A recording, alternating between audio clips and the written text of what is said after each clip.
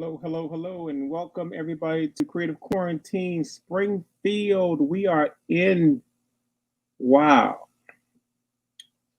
day number 13, y'all. Day number 13. That is where we are. We are moving along. Do you realize by this weekend we will be halfway in to the quarantine? What I can tell you is that all the artists are really grinding right now, trying to get their act together. And it's a little bit of drama ensuing here and there, but nothing major. You know, we had one person that had a death in the family. So Deborah Shedrick won't be here today, but she did send us a time lapse of her working on a new piece. We still got a couple of people that we're trying to resolve some technical issues on. So Lorraine McAlpine probably will be featured again tomorrow. So we are just moving along, y'all. We got... wow, I don't even know how many hours we've done with these last 13 days. I guess we need to tabulate an hour count. So if you guys have been missing the show, if it's your first time viewing it, this is a 1 month lock-in with artists. Each artist is locked in their own studio. Lock is a figurative term, where they create a body of work. Their goal is to create a body of work in 31 days without too many distractions and obstructions. You had to have 30 days available just to be eligible to participate in this situation. It originated in 2006, and we have been trying to do this residency program for the last few years. And thanks to some of our sponsors, we've been able to keep this thing going and really put it on steroids because the COVID-19 circumstance prevented a certain amount of problems for us. We were supposed to meet in Springfield, Massachusetts at Art for the Soul Gallery, the 12 artists that were selected, and we were going to work in one space and fellowship and create and do some workshops, but it would have been really pretty much cut off to the public. In this situation, now that we had to go virtual, it allowed us a chance to redesign this whole program. And so we are welcoming the change. We're welcoming the evolution. We hope you are enjoying it. It gives you a chance to see an overview where you wouldn't have normally saw what happened in the quarantine. It would have been private just between the artists. Now you get to publicly see the process that some of them go through, some of their thinking processes, some of their techniques. We got a little bit of everything on this show. If you are an artist or creative and you are trying to find your way in 2021, feel free to go to the Art for the Soul Facebook page and the Creative Quarantine Facebook page and the Larry Ponto Brown YouTube channel to see episodes of this show. Where is my partner in crime? I know she's sitting in the cut somewhere. She's out there somewhere. She always knows what's going on. What's happening? How are you doing? For some reason, we don't have sound on you. None, zero, zilch. Weird sound problem all day. She might not even have a microphone on. That's how this is live. This is live TV, y'all. This is live. Can you hear me? There you go.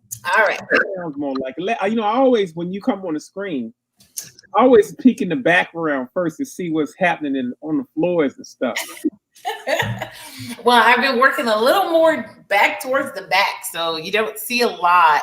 But I did do a really nice video today, but couldn't get it loaded again. So everybody else got this, dude. Maybe you must be trying while other people are trying. I think it's just my files are probably big. Okay. Well, and that's just it, because I did a whole video on how the kind of clay I use and the tools I use. Okay. Because I'm going to do some clay, so it's a little different. I did a whole video on the kind of clay that I use, because I use an oil-based clay, so it's a little different. And a lot different. It's a lot different. And so I kind of did that because I thought it would be great to kind of add that to, especially with what Karen does and what Kathleen does. Absolutely. Add that. As a matter of fact, I got to get this out of my pocket. And look, that's the sculptor right there with that tool. They also use that same tool in horror movies to strangle people with. So. I had to take that out of my back pocket because it was causing some issues. Well, the important thing to know in this situation is that sometimes we can't help but compare and contrast certain disciplines. Like Kathleen is a polymer artist, polymer clay artist, and then you have Karen, who is a ceramics artist. And Louise does traditional sculpture. She does plastine or different types of oil-based clay.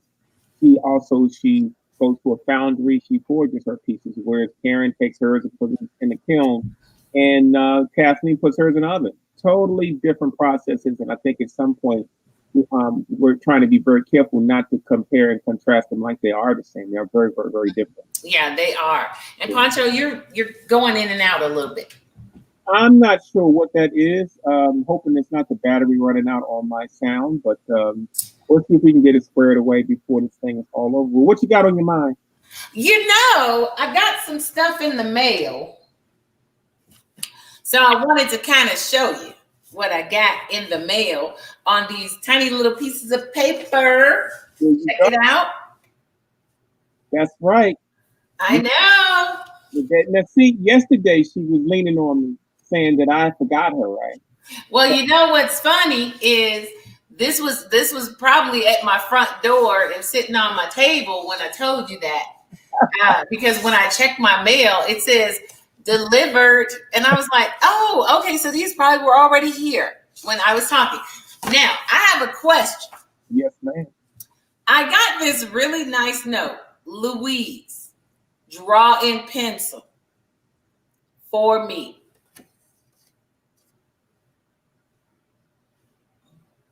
What was difficult about that? Huh? What's the question? Well, because we were talking about creative quarantine yesterday. We were talking about collaboration yesterday. And I specifically heard Mr. Poncho Brown say, when you send it, they can do whatever they want with it. We can't tell them. And so you don't care what you do with that paper as long as it's collaboration. You got all the time in the world to figure out what you're going to do with that paper. So I said, no, he didn't. No, he didn't send me a note. That's right. Yeah, I was sending you stuff without a note in it. I'm going to put a note in it. I'm going to put a note in mine, too. I'll put a note in mine. But I did get a chance to pack up some metal leaf for different people to send out. And I did talk to LaShawn. Oh, I worked on something really, really fun today. Let me show you. Because I tried to get that video ready for you, but you know how it goes. So, remember this? Yes, I do. Oh, you covered it with some suede. Is that leather?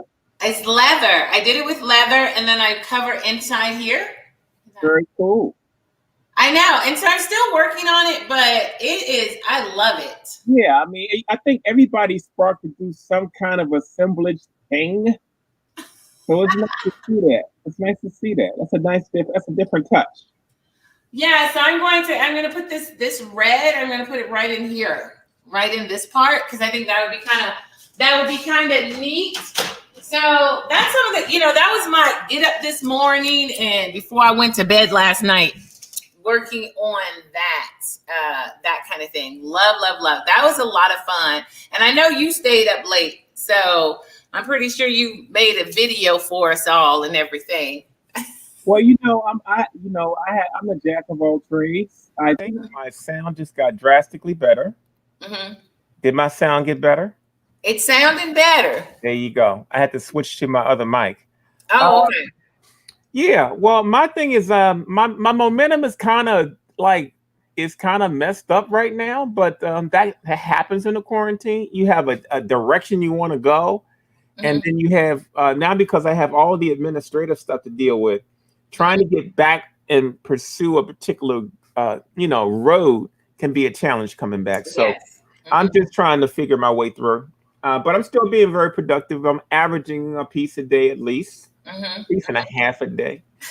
So I'm not going to complain. So we got a pretty quiet day then. Nothing really on your mind, huh?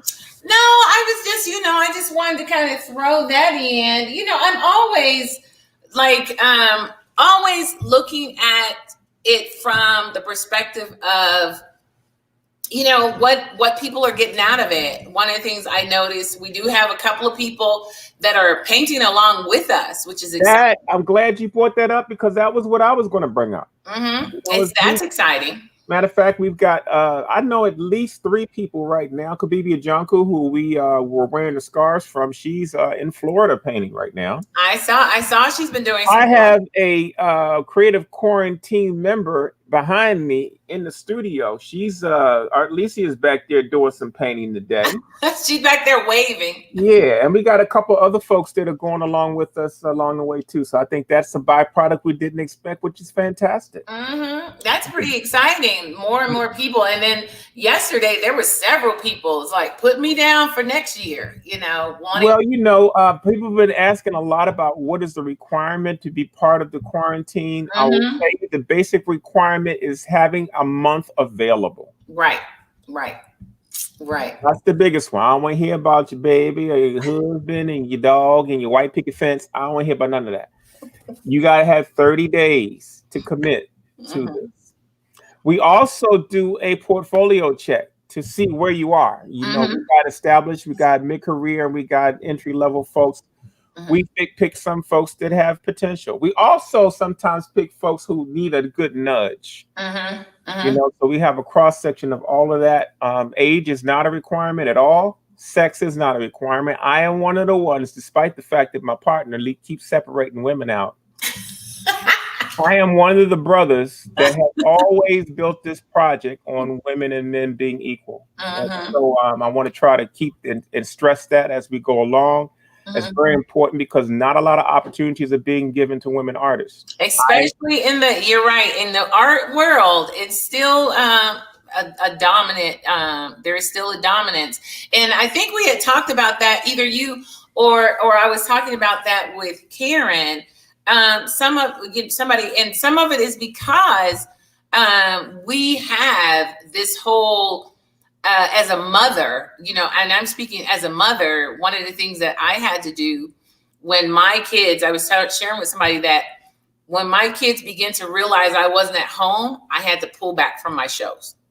You know, when they were babies and infants, I was fine. But once they start wondering where mom is, I had to pull back. And I had a lot of artist friends who were male that were on the road pretty much all the time. And they were like, Louise, how come you don't do more shows? You know, my wife's at home with the kids. I'm like, exactly. Well, you know, while we talk on that subject, you know, the business is a male dominated business. But the business is also, we are a minority in the business. African-American artists of color, we are underrepresented severely in the art business. So when we start talking about women's causes, I'm really sensitive to that because I've watched so many artists from so many different walks of life that have found a way to perpetuate this interest. It's the best way I can just frame it. And within our group, we got mothers, we got some folks that have disabilities. We have so many different kinds of people in this group. People who did take their babies on the road. Deborah Shedrick was, man, I heard them kids was on the road. They were setting up booths for her. You know, so everybody does it different, and we got to respect the way, but we got to be real careful not to paint a brush on what can be expected and what cannot be expected. Because I got some women friends that trailblazed this business. Annie Lee, the late Annie Lee, broke every rule there was to break in the African American art game. You know. And all the things that women would have normally said this was the issue, plowed through it. I'm going to talk about something that's real different, though. Right. There's going to be some people that disagree with me on this subject, but this is something that I've noted. I'm really intrigued by human behavior. As time and as we evolve as people, with all the things that have rights, including dogs and people and bullies and all the other things we making rights for. There are some attributes that are changing within women and some attributes changing within men. Men are becoming more female-ish and have a female side that's becoming more activated, and females are using a male side that's becoming more activated because of all of the things we got to kind of deal with. So it's we got to be real careful not to reframe this stuff as a particular basis because the business and people are evolving every day. We have a question here. It says, did the quarantine create a level of pressure that hinders your creativity? I'll let you answer first. I got my answer already. Okay. Well, for me, it did not. It did not. For me, it just made me want to, I kind of just jumped right in because we had been talking about it for a while. And it's something that I had wanted to do. And I believe that most of the artists that joined were interested in creating and having this time to create. So for me, it did not create a sort of panic. I can't create because I'm under pressure, because that's not what this was about. It wasn't a pressurized moment. It was something we decided to do or volunteered to do. And so in a sense, the reason why we volunteered to do it or decided to do it was because we wanted to create. Mm-hmm. We wanted to be a part of this kind of creative energy and understood that there was creative energy that was flowing. So it just kind of, to me, it kind of flowed naturally. Yeah, some of us had like this, okay, get start, some jump started, and some was like, let me go through my things and see what I'm going to do. But I think we all kind of understood that, hey, we came here to create. We came here to create. Well, I will say that by me doing these so long that I'm not pressured, it doesn't hinder my creativity. The only thing that's hindering my creativity this year is trying to produce the show while creating artwork, and producing the show and managing the artists while creating, because there's so many moving parts that impede. So my pressure is more on that side of it than on creating, but it is definitely dividing my time.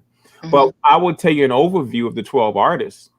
There's all kinds of different artists. There's some artists that were stressed from the beginning, severely. There's some artists that's still stressed right now, truth be told. Right. There's some artists that have picked up. And in fairness, we have 2 artists that have quarantined before. So, and Deborah Shedrick has done, I believe, 1, but we've done private ones. LaShawn has done 1 and a private one. So they already acclimated. They know what to expect. They know what to do. Karen Clark this is her first one. This is your first one. But then you got the established and mid-career artists, and I find that they have they're an easier path than, say, artists that are trying to find who they are and what their calling card is, and how disciplined they are with what they do. And so I think that's why a show like this is good, because you get to see an overview of all those artists doing their thing. So that's enough chipper chapper. We just trying to talk to y'all and give you some thoughts for the day. You know, a lot of times me and Louise get a chance to incubate on things overnight. But we gotta post Carla. She's going over there. She got some new supplies and everything delivered today. All right, well, that's good. You know, just make sure them supplies don't end up in your on the supply shelf. On the shelf. That's right. I know a whole lot of folks that got an art supply store in their house. Oh yes. I'm going to start today with Louise, since she sent me this powerful. She sent me a powerful video this morning, so I want to share this with you. I'm gonna embarrass her while she's on the screen. You're always embarrassed. And we're going to show this video real quick. Well, you know, this is important stuff because there's a spiritual aspect to this that we have not really discussed. So, hey everyone, this is going to be day 13, and this is kind of how I start my day. And yes, I have on my polka dot robe today, and this is my my little corner of my studio that I have set aside in my studio. So this is in my studio. And so I normally start my morning off with my devotional, and actually this little iPad that wasn't working for everyone, I actually put my Bible app on it now. I have my Bible app on everything, but I figured since I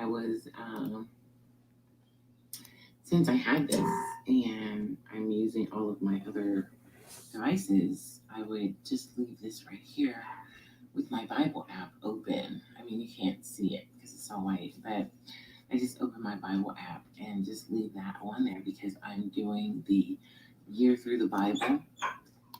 And so this way I can just come over, click it, and it comes up.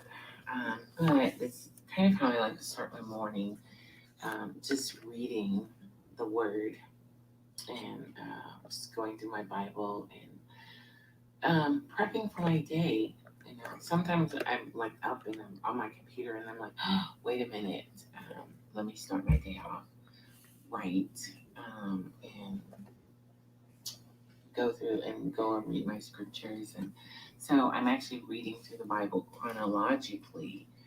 A lot of people just kind of read straight through the Bible, but actually I find it more interesting reading through the Bible chronologically. And so that's how I'm doing it. And now I think I'm on day, because I started a little late. I didn't start January 1st. I started like January 5th. And so, but I'm just doing catch up because I'm trying to catch up to the 13th. So I'll be a little ahead of this because this will still register as starting January 5th. But I'm trying to, and whether or not I end on December 31st or January something, the goal is just to read through the Bible, not necessarily read through it in a year. And it's something I've wanted to do for a while and I just never have done or never have gotten around to do. So, so it's something I've always wanted to do. So I'm going to do it. I was like, this is the year I'm going to do it. So this is kind of my morning space. And this, you can see, this is one of my bronze pieces. The governess. Here, I'll lift it up a little bit so you can see her. Not the government. It's sanctuary, and I'm always sitting under the sanctuary. Every morning when I come to do my devotionals, I sit under the sanctuary, and then I also sit under Serenity. This is Serenity here. I'll show you. Serenity is up here. And so Serenity is also, and I didn't even think about the pieces. That's a long piece. So I'm always sitting right next to my sanctuary, and I'm always sitting under Serenity every morning as I do my morning devotionals. And I know it's like, oh, wow. Yeah, this is what I look like in the morning. But then I think this is what I look like all day. You know, I'm gonna put on some lip gloss or a cool shade of lipstick, or you know, I might do eyeliner. You know, my kids are like, "Mom, you look weird eyeliner." That's because I don't wear it regularly. I like going out with my face on, and then that way I know who I am. I can recognize myself all the time, as opposed to like taking off makeup and then like, who is that? Same reason I don't dye my hair, because I don't want to be terrified later as the roots come out. I'm also having water in the morning. You're silly. Because I don't Silly. have enough water, so I'm trying to drink water in the morning and then throughout the day. But if I get it in the morning, because I'm a big tea fan. But I want to drink water in the morning so that I can get my water in. And the other reason I'm drinking water in the morning is because I was being lazy and I didn't want to make tea. Even though I have everything up here in my studio, I have my teapots, I have instant hot water, and a cabinet full of tea. But I think most of the tea that I have up here is caffeinated. It's caffeine tea, and I drink mostly non-caffeine tea. I don't drink a lot of caffeine. So, and most of the tea that I have up here that has caffeine in it, I normally serve it when I have guests up in the studio. When people come to visit, I sit out, I put the teapot out, and I sit out tea, and we sit and we drink tea and crumpets or something really cool from the French bakery. I love the French bakery. I won't be doing anytime soon because of COVID and the fact that I'm in a month-long quarantine. So with My cousin. period of quarantine, So, but this has been really fun, and I've been enjoying creative quarantine, and I've gotten a lot of stuff done, and I've tried quite a few new things and things that I haven't done in a long time. So it's actually been fun and exciting. So I just wanted to share a little bit of my morning and what I do. I do a little bit of computer work once I'm done with my devotionals, email checks, and stuff like that. So I'm going to read a little bit of my morning devotional, and that's kind of how this part of my morning will go. So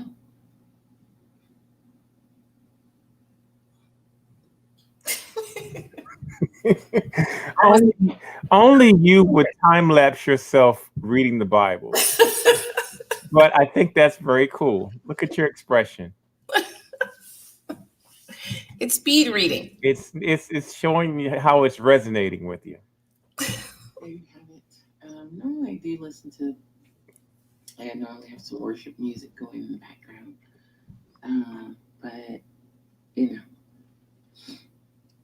we have to be careful with the music that we play on our on the Creative Quarantine Live. So I didn't play any music because I didn't want to. But normally I have some worship music on to kind of get my day started. But my Bose has been acting up, and I'm a little upset about it. So I'm gonna take it back to the store. But yeah, that's how I start my morning. Normally I probably read about 4 chapters. Because this devotional normally goes through about 4 chapters, and then some of them are 3 chapters, but I try to keep up. But I'm not going to bore you with a whole nother set of chapters, so I am going to read a few more chapters. I'm going to keep going and read a few more chapters before I'm done, and then I'm going to go over and do my email checks, things like that. I do my emails in the morning, check to see what I might have missed. I do try to do some in the evening, but I'm just not in that frame of mind in the evening. I do check, but in the morning is when I really go and check my emails, answer things, fill out things that might come in that I need to fill out, stuff like that. I'll do that in the mornings as opposed to after creative quarantine, because then after creative quarantine, you're just like, you might want to do some creating, but not email checking and answering emails. So, all right, I will see you guys a little later today. Bye.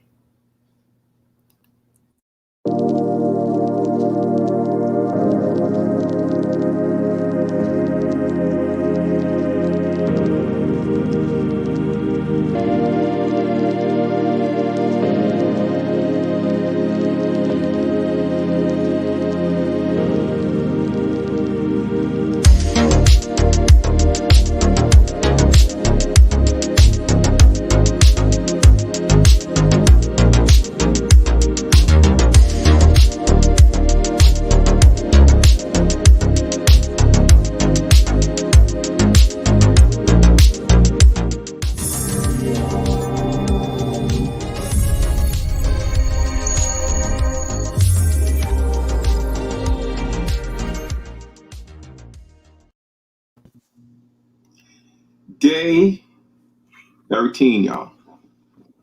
We are in day 13 of the creative quarantine. It is moving. I tell you, I don't think the artists are aware of how fast. After this week, it zooms. This weekend, we will be at the halfway point already. So those of you that are trying to get some momentum, this is the time to start getting in the grind. I'm very happy with what's been happening so far with the artists. What's up with Poncho? Well, let me see. I've been giving you little snippets of things that I think help you organize yourself, creatively organize yourself. It's a great morning outside today. I'm trying to get my behind out there a little bit for a minute, do a few things, maybe photograph a couple pieces. Yeah, organization. Part of this creative quarantine has been challenged because it was organically organized. In other words, we didn't know what to expect. We tried to write a schedule and the parameters and what you can do, what you shouldn't do, and all that kind of stuff. Rules and regulations for the artists, so we can make sure we're all on the same page. But the infrastructure of what's happening is actually happening live. So we are actually not only creating our work, but we're even creating this broadcast. I get on the phone every now and then with my partner in crime, Louise, and we talk about different things that's happening. We're watching the progression of the artists technically and otherwise. It seems like each one of the artists are doing something different every day. When I see something promising, I like to at least come in there. I want to give a real shout to my girl, Kathleen Anderson. She did a presentation a couple of days ago where she completely jumped off the cliff, which is unlike what she's used to, with painting and oils on her medium. And she created an original the other day. I don't know if you saw, if you didn't, watch the show from yesterday again. And she presented that piece. It was funny because she presented that piece and the sound on that particular day wasn't acting that great, but the piece turned out awesome and completely different than what she was used to doing. And I'm hoping that she will trudge forward and create more pieces like that. So if you missed it, Karen Clark did a kiln opening yesterday. Woo-hoo-hoo. That was late. So if you weren't up 9 o'clock last night and following us, you missed that. If you missed it, go back to show 12, get to the end and see the pieces she's been sculpting all week. She did her first firing, which was very, very exciting. I snagged up a piece already, but the pieces were beautiful. So overall, everybody's moving along. Some people are still struggling with video, creating them and uploading them and moving this information around, which is something brand new to us because up to now, I tell you, I didn't even realize what I was walking into when it comes to moving large video files and being able to accommodate 12 artists. But so far, thankfully, we are hanging on, and I believe we'll get more efficient as time goes on. So overall, I'm still pumped, still hyped. At another stage where, I prep, I paint, I create. I prep, I paint, I create, vicious cycle. I prep, I paint, I create, vicious cycle. I print, I can't even say it. That's what's up with me. So right now I'm back in a prep mode. All of the pieces that I prepped prior to my first week of working, those pieces are completed. And now I'm getting ready for what pieces are going to be executed this week. I've got some larger pieces that I want to do and some odd pieces that I want to do. So later on, you'll see me prepping that stuff. Now, what I want to show you is two things that I think that are very important to me. Some of them might be just me being anal retentive. It might be just me being obsessive. I don't know. Because as you watch the show, you're starting to see artists that are a little bit of all of that in different areas. Okay, we're connected by a creative thread. And so some of the stuff that we do is repeated behaviors that all of us do. But I'm anal about documenting stuff. I don't know where they came from. Sometimes I document like too much. It's like, Pancho, what are you writing it down for? Nobody's ever going to care. Somebody's going to read this and not be able to make the connection to others. Are you writing it because you're afraid you're going to forget it? Whew. Well, that's where I am. But I got a couple practices that I know will help you out. One is my calendar practice. I have a calendar thing that I put up more than one calendar. In other words, I just put up my 2021. I marked down the things that's happening in January. But I have kept my last 15 to 20 years of calendars. Now, what's unusual is that every now and then when I flip to February, I'm going to take down as many calendars as I can take down, flip to February and see what the hell was happening in my life. I'd make little symbols where I was happy, sad, different things that happened, poignant things that happened, scheduled stuff. And I could still get an overview of what that year was, because as we lose and move through time, we can't remember anything. I like to be able to, when I start my month off, have a refreshing starting point for me to look at and reflect to kind of get a better position on how I want to manage my year and my time. Because the one thing we don't get back is time. The one thing we all share is time. And so artists, because we are time travelers, I say time travelers because despite all the chitter chatter the artists talk about what they're doing in their work, creation is really pretty much a silent experience. From the moment they take whatever is in their hand in their medium and touch it to whatever they're getting ready to do, their brain takes over and they just disconnect. So when you see us here trying to articulate what we're doing on the show, for you, it's for you. It's not for us. It's for you to have a better idea of what's happening and for you to get a better chance to step in and see what the creative process might feel like. Because even with that, you still are not seeing where most artists are. So I'm glad we're pressing the envelope and trying to show you that. But that's a very, very important point. You got to remember all the stuff that we're creating started from a white sheet of paper, black sheet of paper, molded clay, whatever. And we are really making magic, but we are time travelers, because from the time I put my pen down to paper, the time elapses. I could go down at 8 o'clock and look up, and it's 8 p.m. at night. That's 12 hours for time travel. I'm not sweating, I'm not tired, and everything that happened around me is what I was oblivious to. And so you can imagine what it could be like in a quarantine where you're totally isolated, or in a pandemic where you're partially isolated. How that could feel. And so it's a positive and it's a negative at the same time if you don't understand how to manage your time. So I want to show you my calendar thing. Yes, it is very obsessive, but I think if you look at it, you can go, yeah, I could have some merit if I just wrote down what I did last year and compared it. So that's what I started doing. I started off doing 1 year. And then after a while, it was like, okay, I bought another calendar. It was 2 years. And that's why I was like, okay, wait a minute now. This hook will hold about 5. Next thing you know, I got 10 years of calendars. And I'm able to look at a 10-year overview. If I want to sit down and have some time with myself, I'll grab my Karen Clark mug. I'll put some tea in that thing. I'll lay those calendars out on the floor, put my glasses on. And sometimes I take a walk through time, my time, to get a real assessment of what's going to happen to me next and what I could chart going forward. Okay, so that's why I want to show you that. I think it'll be very, very helpful to some of you. Another thing too that I'm very driven by is goals. I'm very goal oriented. I don't care if the goals are crazy. It's just I like to set it out there, and I believe when you put things in the universe and you mean it and it's coming from a pure place, it's going to come back. I just believe that. I might be crazy. Call me crazy, but that's what I believe. And so I think a goal board is just like when you do at the beginning of the year, you do I forget what we call those things, but it will come back to me. But you do what's the little things you do when you create and you one day you put all the things you aspire to do. There's a particular term for it that's slipping my mind at the moment, but a goal board is essentially what those things are.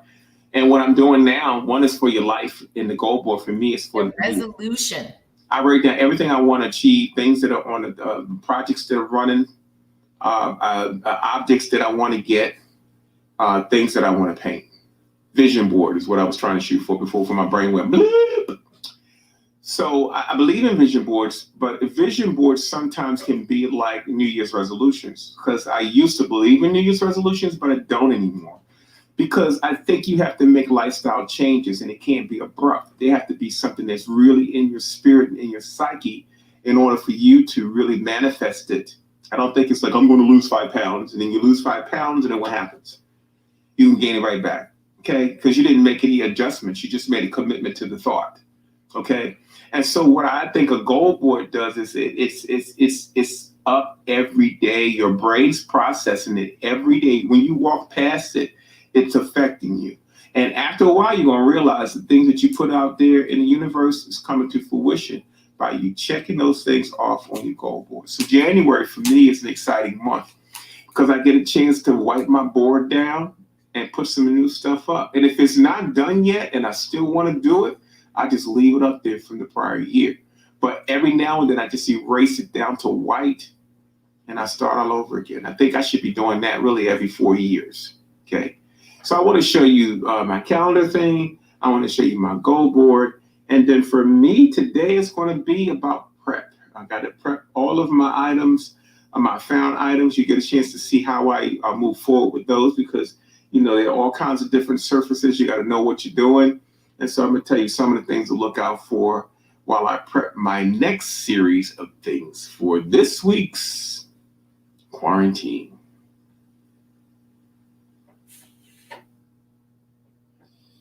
Well, hello, everybody. Everything I do, I guess I'm anal with tracking my history and my creative energies. I've been doing this for a long time. I want to introduce you to a practice of mine. This can be helpful. I'm not expecting everybody to be able to incorporate all of these items. See if I can do this and light this properly. But what you're looking at right now is about, to be honest with you, it's 8 years of my life.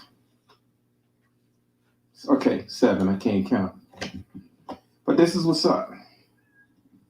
Every year, I get a new calendar, which is the one we got for 2021. And I mark down a few things on it. But what I also do as a practice is I hang as many calendars as I can hang. So here is my calendar for January of 2020. For 19, back to 2005, 2015, 2016, 17, 18. The reason I do this is because I like to track my emotional development, creative development, my schedule, everything. So if you look back here to 2019, you see I did CQ19. That means that was a creative quarantine month. And I would actually track how many pieces I created per month. Some days I did one. Then I did one day was 5 pieces, 4 pieces, one. You see, I try to get myself on a schedule 3. But I track my whole year. I even got calendars that have, good information, bad information. 2016, I was diagnosed with cancer on the 25th. Which is also the day of my dad's funeral back in 2011. So I'm tracking everything with these calendars. I want you to get in the habit of doing that. Not only do I track my schedule, day-to-day events, meetings. Yes, we're in this digital age of do everything online and do everything in your phone. But I like to keep a good old school wall calendar where I write down my details, who I met, when I saw them, any other details that are life altering. Keeping track of classes. You see, I have here on 2021, all of my exercise days are booked already. The end of the quarantine is booked already. But just want you to see that in this particular case, I created 58 pieces in 2019. You notice on the other calendars, I don't track my quarantines on those, but I still did them. That's my every year challenge. So I want to give you an overview of how I deal with scheduling, tracking myself, and otherwise. And trust and believe, when I flip my calendar over to February, I flip them all back to February so that I can track where I was and what I did, because it's nearly impossible to remember your development without having it written down. So I hope that helps you with another way to organize yourself.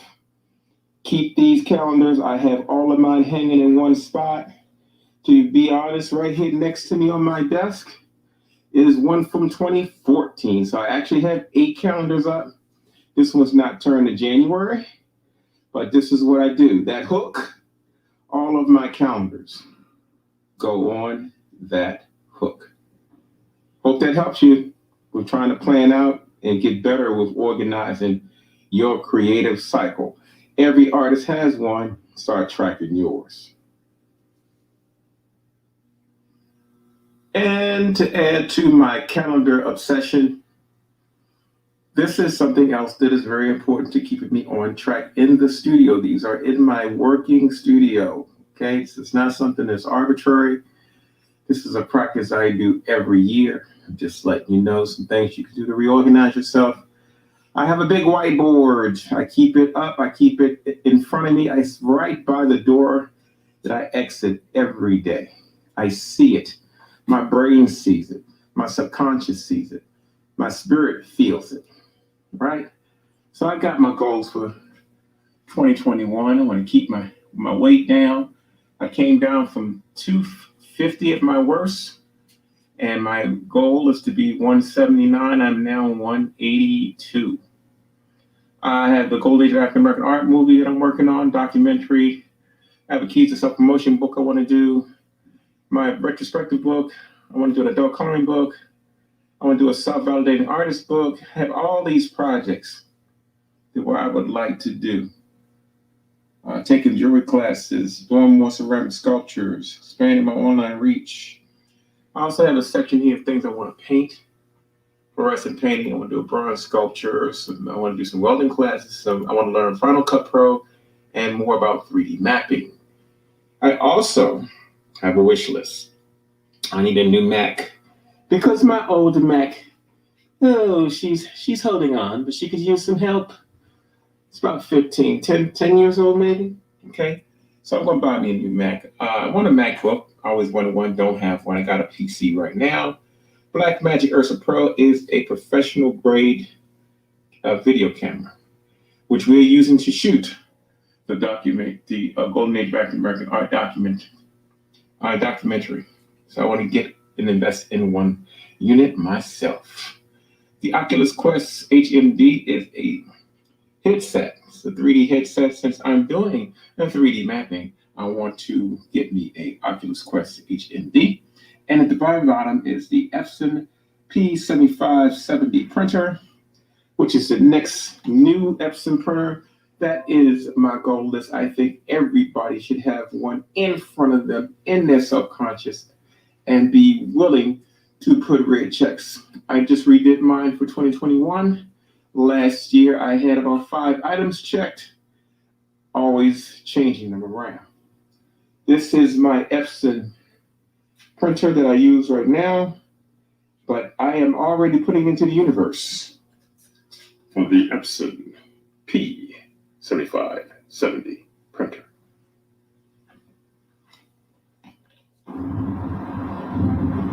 It's a good day to come outside and take a few pictures of a couple of things. It's a little windy, so I gotta be careful with these things. Sometimes the wind will take these away. But a lot of times I break these pieces outside to do the before and after shot because I don't have to do any kind of lighting on them.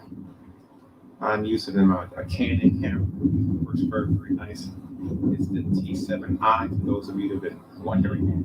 And all I'm doing now is taking the pictures of the three-dimensional pieces that we did.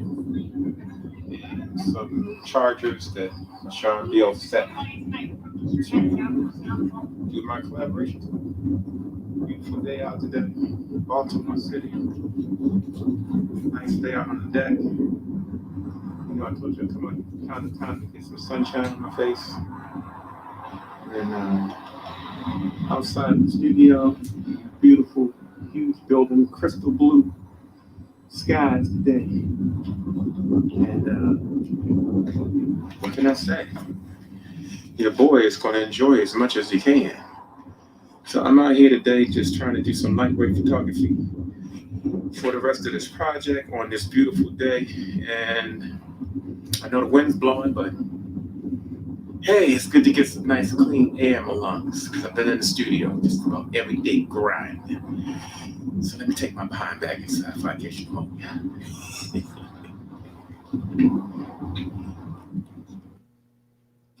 Another very, very cool byproduct of this particular quarantine is that artists have been watching. And we have a small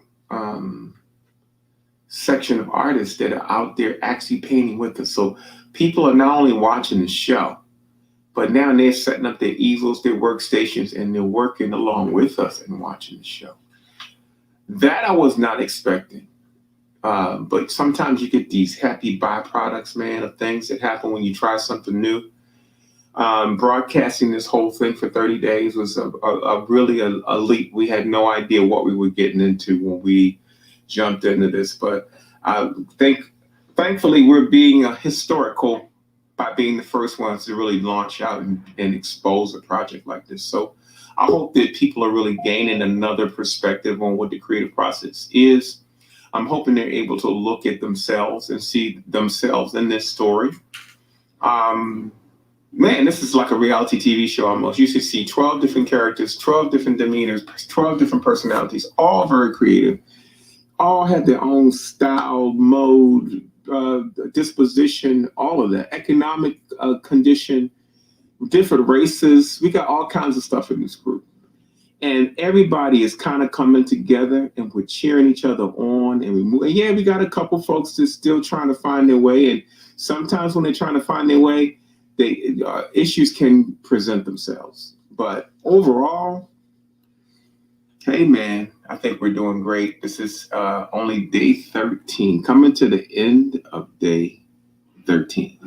And so all of you artists out there, all you people out there that's painting with us, I appreciate it.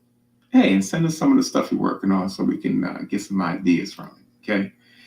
This thing is about really taking the time to understand what creativity is, because we all have that side of us. And so I believe in these times, especially with the pandemic, that some of the things we need to be striving for is to reconnect to our creative self. This isolation is perfect for it.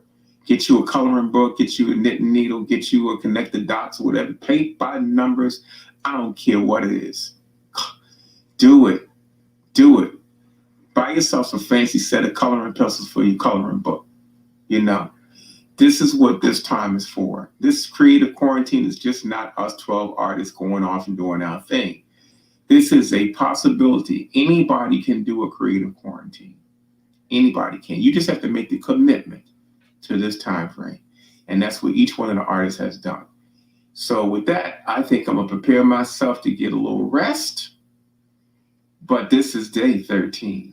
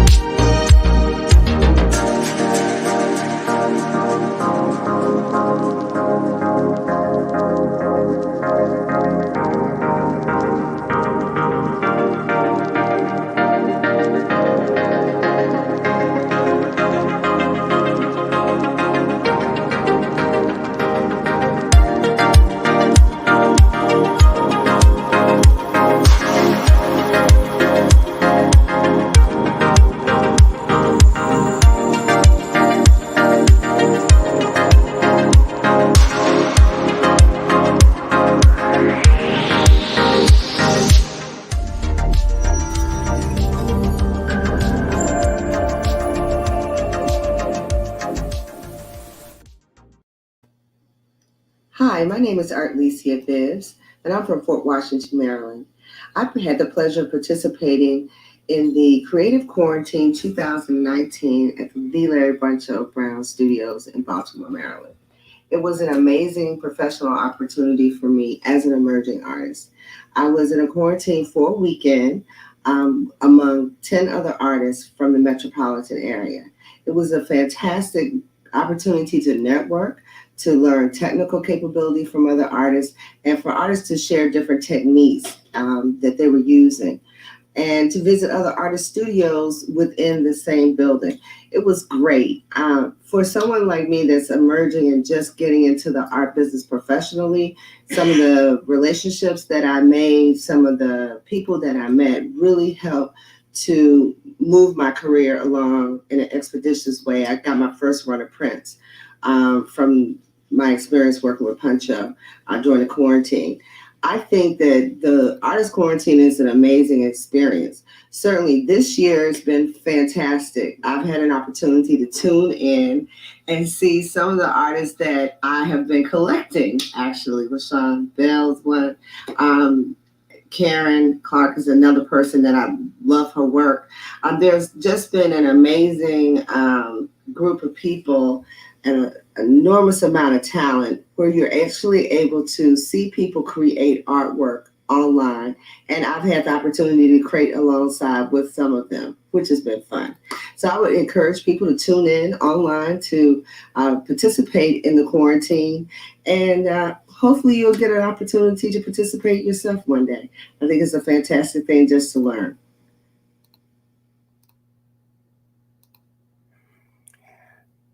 So there you go. Testimonials. What is Louise doing in there? She's pretending to be working. What is she doing over there? She's all muted up. Just putting in some. I think when we start showing other people's features, I think she goes out and goes for a ride through the neighborhood or something. Just a little bit, I gotta get out. And not that I don't enjoy listening to everybody, but I got several devices that I can, I check in. I'm forget to tell y'all that she's definitely plugged in. What else you got for me? We got a couple other presentations. What else you got for me? What else you want to talk about? Well, I've just been, it's just been kind of like a busy. What did she say? I am told me it's not too bad. Now you can gold leaf on watercolor paper, because I do gold leaf. All of my gold leaf is on watercolor paper, but you want to put down a base coat, a red base coat. You always want to put down a base coat or a color underneath before you put your size down. I actually like gilding on watercolor paper because of are you punching the button when I punch the button, Pancho? That's because we psychic like that. I know. And you definitely want to put down a base coat, and then that way it seals that watercolor paper. It seals that watercolor paper, and then you put your size on. But no.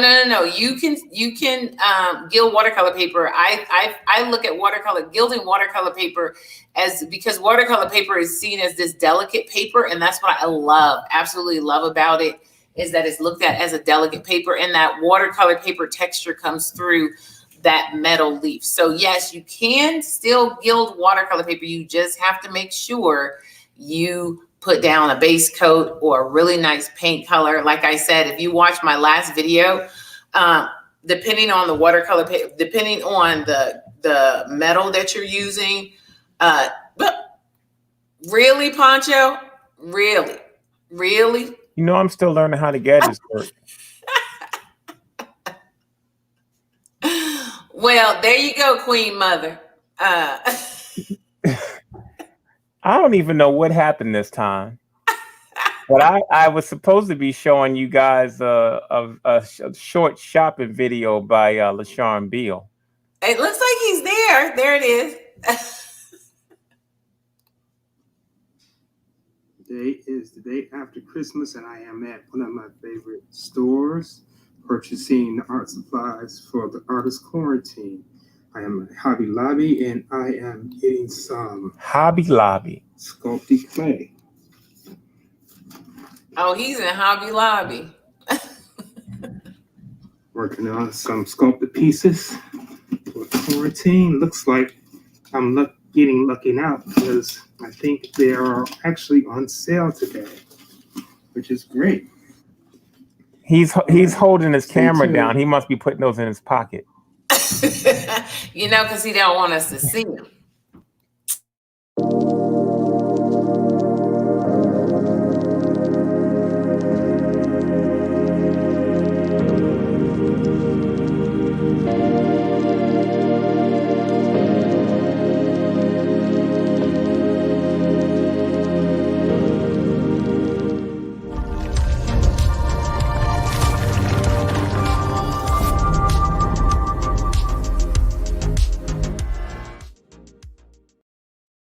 I'm beginning to wonder about you artists. All the artists are starting to turn their artwork in now, so it's about to get real. It's about to get real. Real. We had artwork turn-ins by Lorraine McAlpine, by Michelle Vigent. So new piece from Ryan Murray. Well, Ryan's been kicking butt, I must say. Ryan's been spitting them out and fantastically too. Yeah, so his last piece really looked nice. So yeah. Well, I'm looking. It's definitely creative quarantine has definitely sparked something in Ryan. Well, since he's on the subject, let's just show it.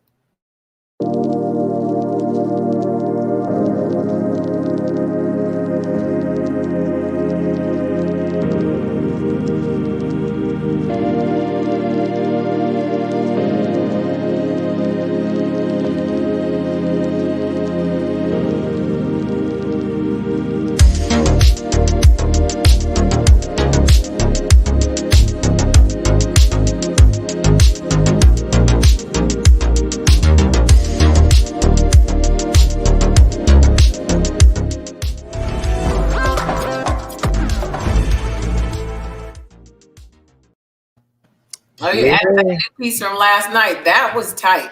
Yeah, he's getting in the groove. Louise, what have you done new the last couple of days? Last couple of days, that T-square was sitting on that same orange mat, that green mat back there. I don't know if that's a carpet or whatever. That is just for cutting. That's my cutting mat. Yeah, that's been sitting there for about 3 days straight now. Because I haven't cut anything else. Are you saying you don't have nothing to cut? Not right. I don't have anything to cut. That's only for cutting. That's a cutting mat. Okay. And so, there's several things in my studio that just kind of stays up because, but I did work a little bit I worked some on the wood piece. Let me see what, I'll show you that today. I think she's making up stuff, y'all. But, I want you guys to really be slightly envious of Louise Cutler's studio. That is a bad studio. I might have to go barge up in there myself. She's got all these little areas. She's got natural light. She's got wood floors. My floors are concrete. I got fluorescent light. She's got air flowing through. And I have air flowing. Don't forget. She's got animals in the yard. I have a balcony. It's over there. I know. It's just she. I got a balcony. You can see my whole look there. I have really nice ceilings. Yeah, well, for those of you out there that are trying to figure out what kind of studio you have, just try to look at Louise's and turn your head the other way. The nicest thing about my studio is I get to walk out into it. Oh, we got that piece from Ryan. The piece Brian did last night was fire. It absolutely was. My man was. Sure was. It sure was. Well, I think you saved this woman right here from an accident. Queen Goddess Mother, I want to see some of the stuff you have. All right, so let me see if I can get something else keyed up here. Let's see, get something else. What else you got? Me? Oh, you can always watch me work now. Work. I think that's what I'm talking about. I don't think you have much work. I think you've been doing a lot of talking this last couple of days. Hey, I just showed you what I worked on last night. I'm going to work on that some more too. Well, you know what? Here it is. I want to get people's opinion. Oh Lord, here we go. Let me bring She's it making out. up stuff now. Because I love it. So I want to get people's opinion as to what should I do next to this? You know, what do you think I should do next? I'm trying to move because what do you think I should do next to this piece? Because this is pretty fabulous. You know, I was like, boy, if Pancho had this piece, there's just no telling what he'd do to it, because it looks like your little faces that you draw sometimes. Mm-hmm. Oh, I would have definitely had some fun with that. I know. So that's my question is, you know, what do you think? What do you see, Pancho? I just think you should just keep on applying different things to it. What's happening around the neck? Well, this is a piece that I had just kind of sitting and floating around in my area. And now, you know, this is leather. I put a white leather on here because I have leather paint. And so I was thinking of doing, you know, like some designs on it. Just doing some designs on the leather paint. I'm not sure I'm going to keep this right here because I'm not incredibly excited about it. So it's just sticking in there. So I'm not sure if this is where this is going to go. Your sister said, I'm not studying my sister. I don't know if I should identify her as your sister, but just take that. Just take that down. Just take that. Johnson said it looks like a Christmas tree. So we're just gonna take that down because I'm not listening to her. She cannot be up to date. We're gonna take her off today. So you see, it's a really neat piece I bought a while ago that I was gonna add to something else, and you have been banished.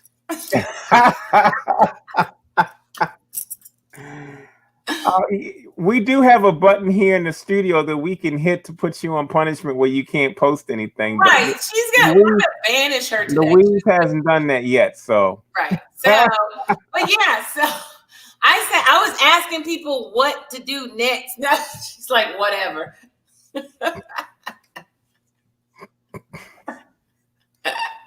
Don't think because you my sister, you can't get banished.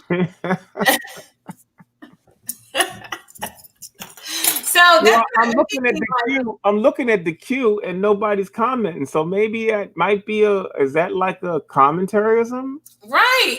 Do you guys think that this is it? This is it? I'm thinking of adding something under here because when you look at it under here, what do you think? I don't know why I keep wanting to put some light on that.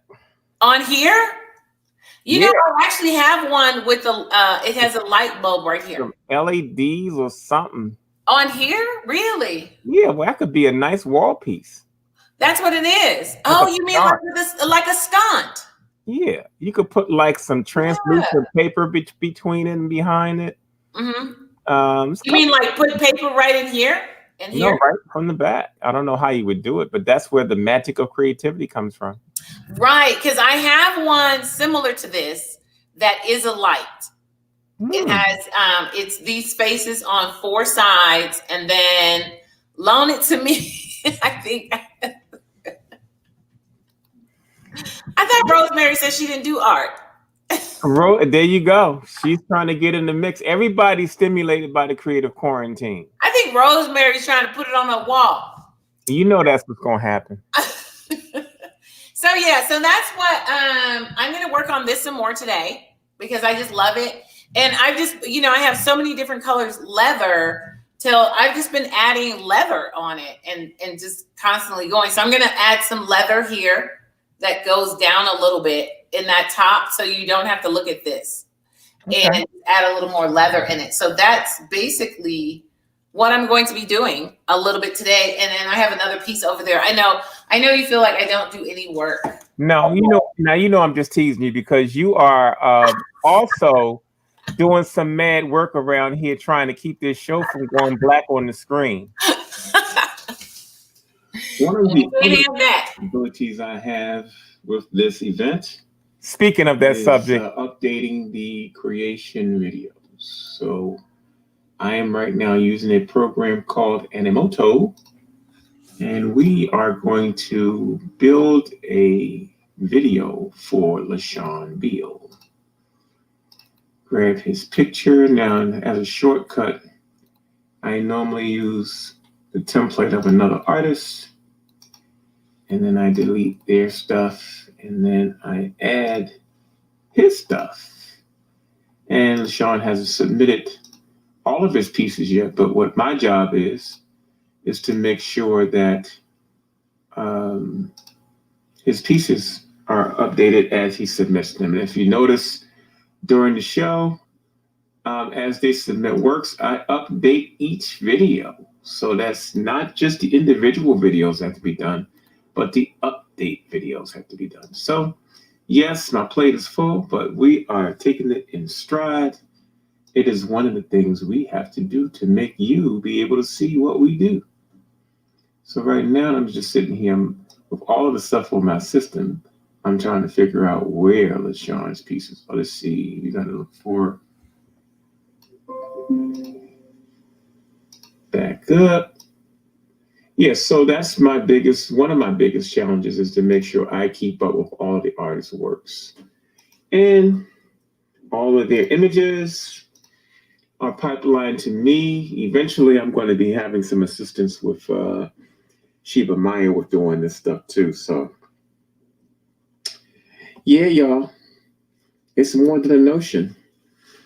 I am sitting here just painstakingly putting these videos together. But I ain't whining. I'm just taking a break. So what I want to do here is I got LaShawn's 2 pieces, move those in place.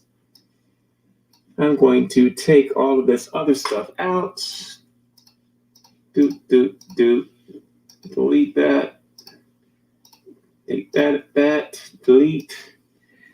Yes, I'm going to change the video for the animated videos. You know, all of the animated logos, we must have about 50 animated logos for all of them are different. So I think I'll use that one for him and change that one. I try to give each artist a different logo. I started to give them all a different song, but I might do that towards the end. And then once I got that in place, I can then do a preview. I want a different song.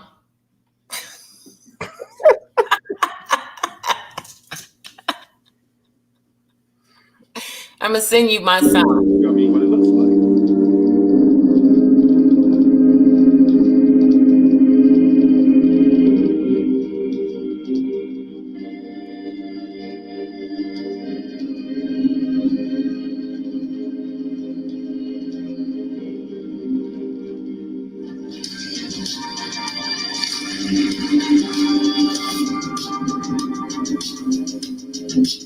So once I preview it, I actually produce it.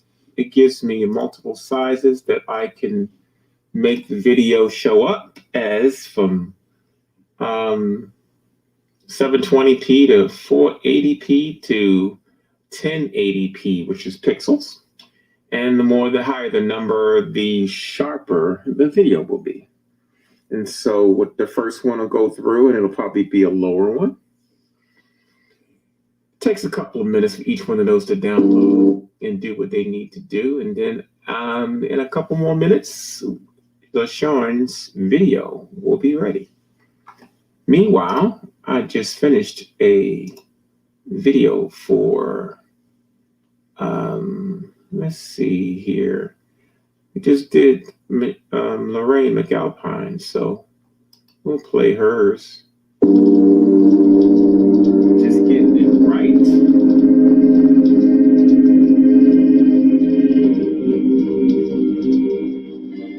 So if you want a great video program and you are not an editor, Animoto is the bomb. It has all its own music, it has transitions, it has templates.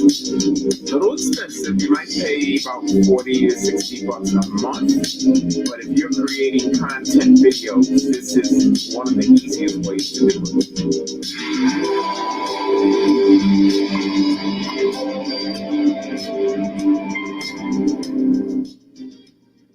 So I I'm going to check LaShawn's video and see if it's finished downloading yet. See what we got. And I think he's ready for a download. We do that. It downloads. I get a big version of it. And then I can see what the final piece looks like.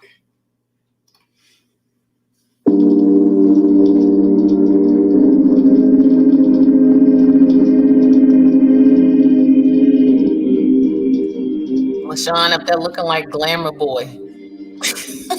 Like Fabio. I know.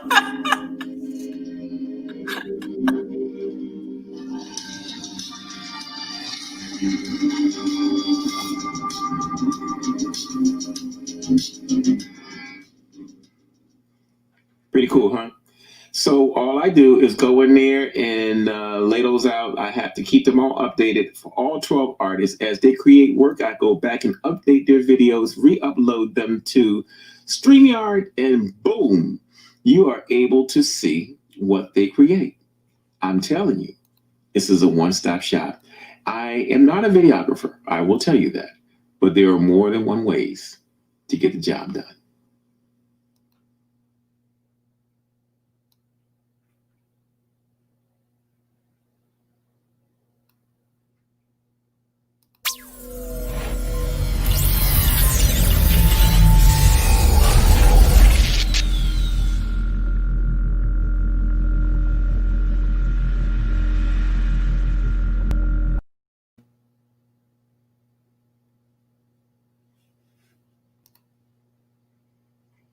Look at us staring at the TV like we ain't got nothing to do.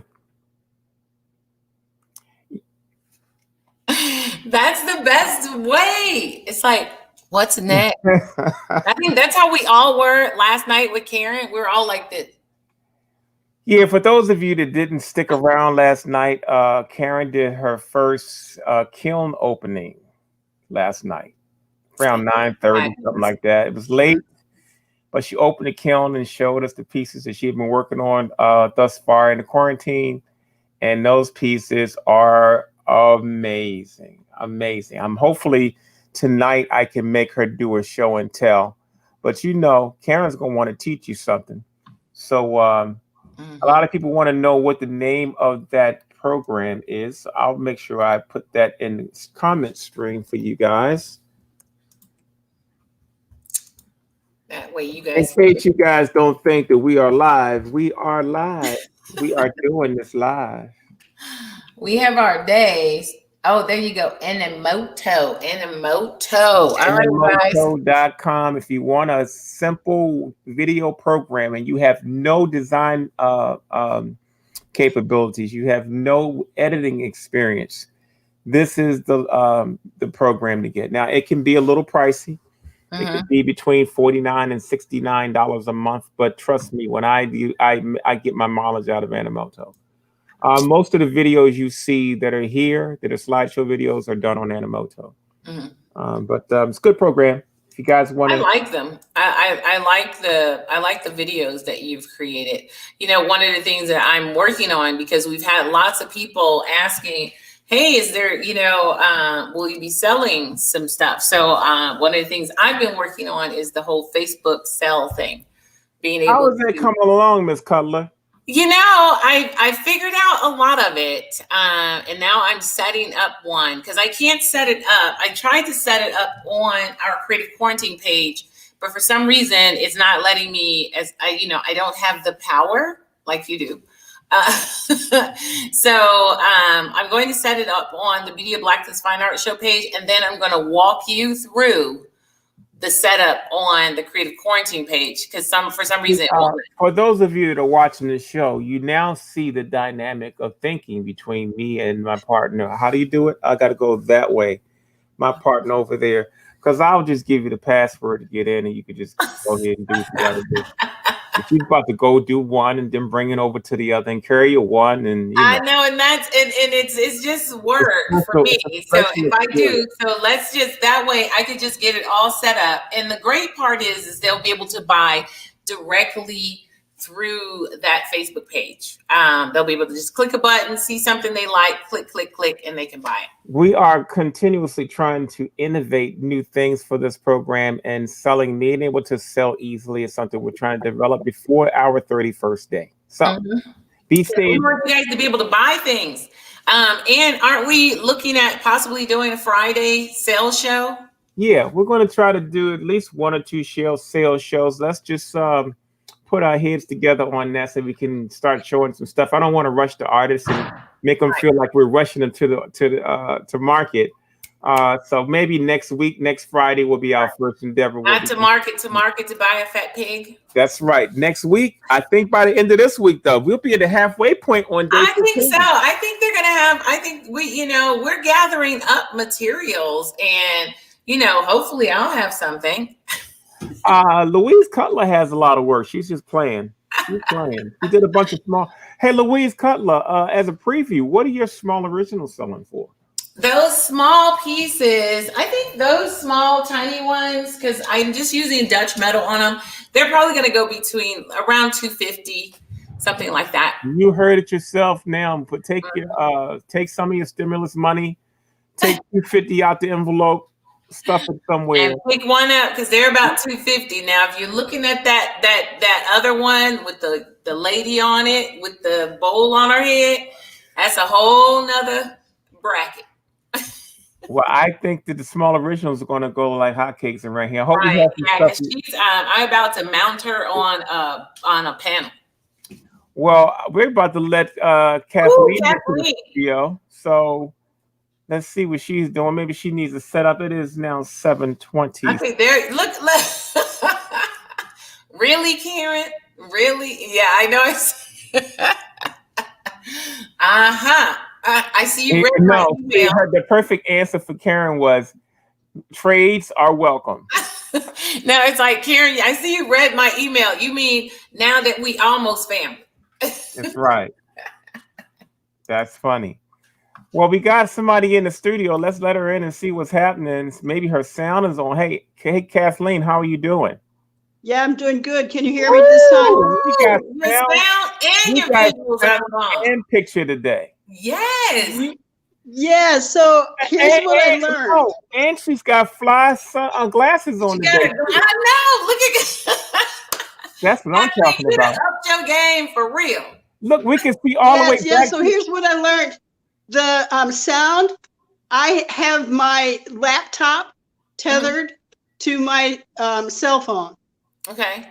So the laptop had the Art for the Soul Gallery website listening to the broadcast. And because of that, the microphone on my cell phone wasn't working because the microphone on the laptop was working. See, for those of you that are out there that think this is just this is live, and we're learning as we go along. We're rolling as we go along. I like that necklace you have on, Kathleen. That's thank you. Kathleen, I don't know if you were listening to the show earlier, but I gave you some serious props. Mm-hmm. I used you as an example of that. Shouted you out big time. The piece that you did with the oil painting that you was complaining the whole time. That piece turned out awesome. I want you to show that piece again to the audience now that we got sound and picture. Oh, look, that's what I'm talking about. That is really. How did you feel about that piece, Kathleen? How did you like it when you took it out? Say that one more time. How did you feel about that piece? Because I think it's amazing.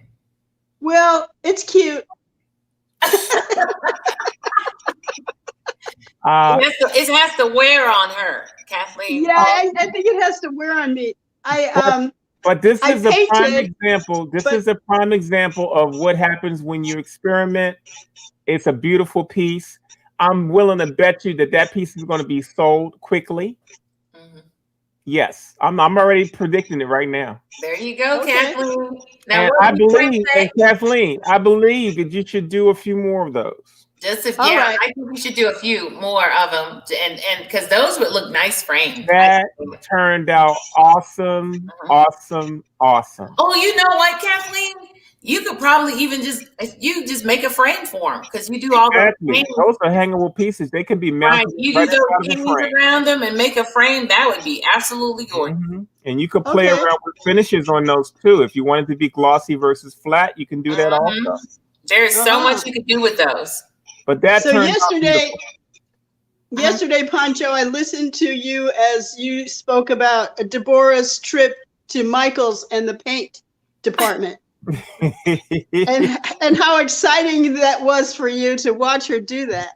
Yeah, I love it. So here's the thing. That's how I feel when I walk into a fabric store. I understand. And I want everything there. I know. I used to be like that because I'm a tailoring major. So when I would go into a fabric store, and they used to have really nice fabric stores in Chicago, where you got tailored fabric from, and you just go in there and just feel the fabric. It's like when you go in and you just rub it like a pet. Yes.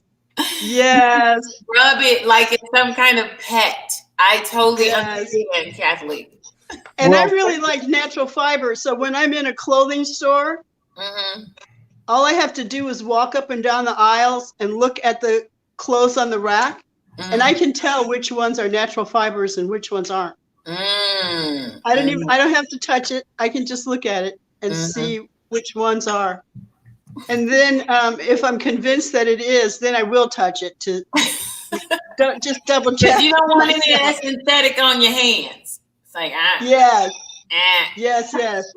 So it's I'm pretty much like an alcoholic in a liquor store.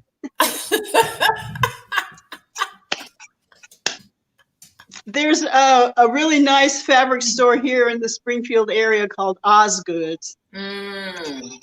And one day I was traveling back from another destination, nearing the intersection where Osgood's is located.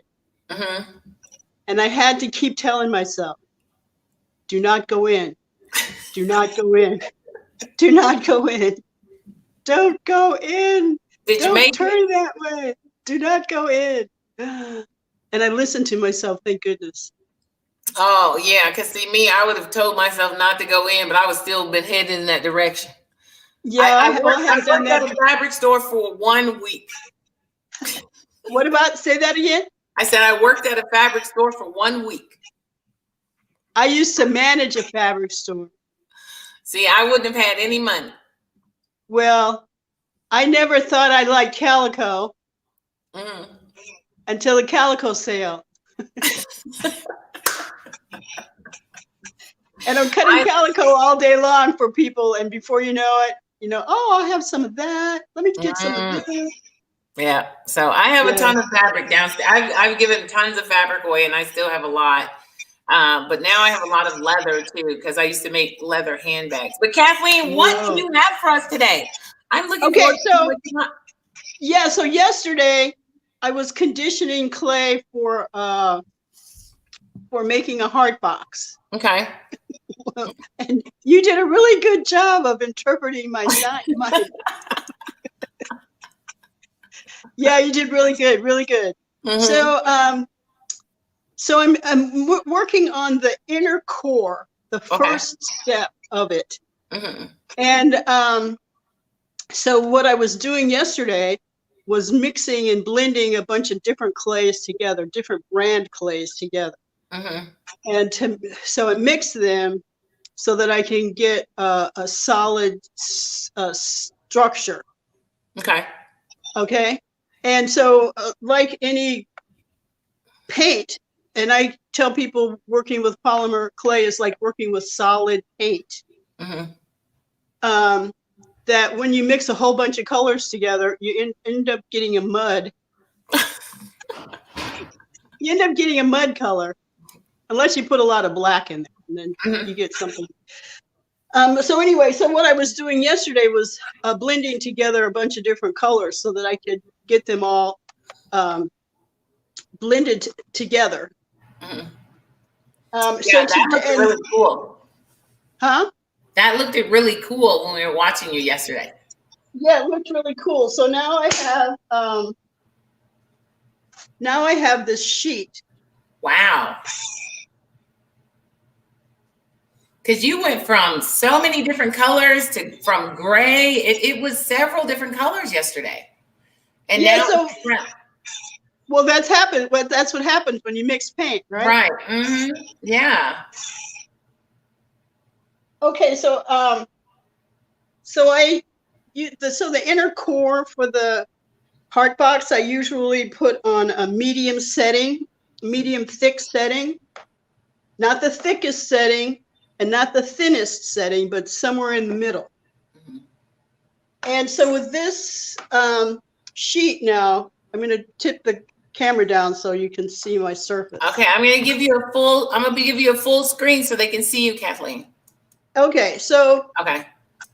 So now what I'm doing is, now that I have this one long sheet that should be long enough to drape the length that I want it over the art box form, and I'm going to use this form.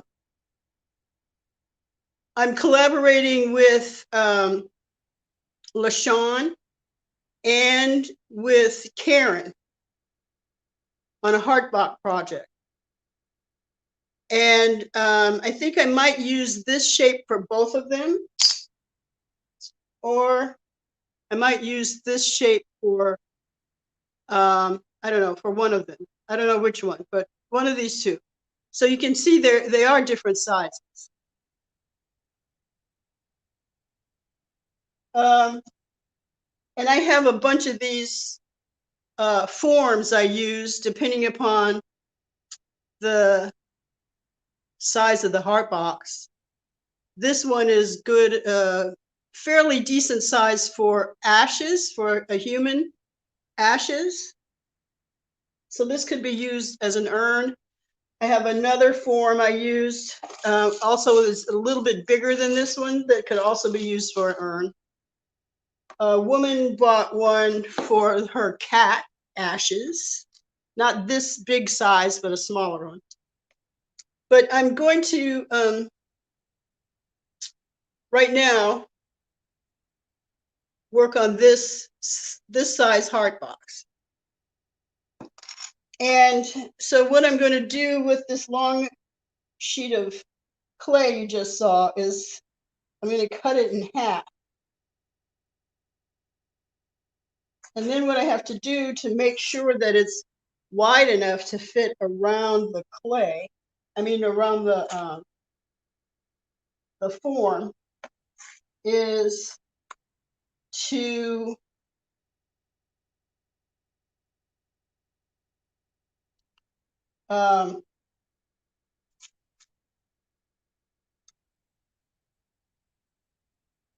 adhere the two pieces together. So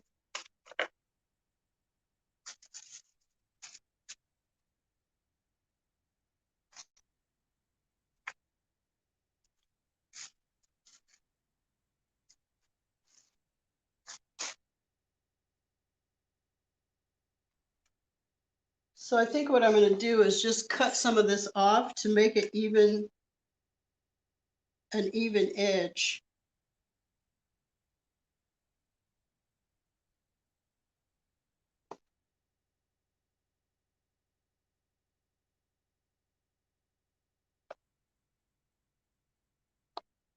There's a craft center in this part of the state of Massachusetts called Snow Farm.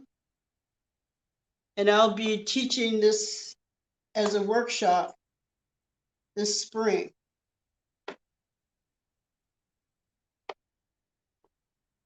So if anybody is interested in learning how to make a heart box, come take my workshop at Snow Farm. Okay, so I have it fairly even.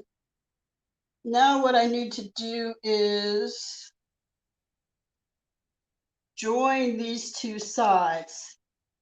some overlap is okay because what I'm going to do is smash this down so that the edges come together.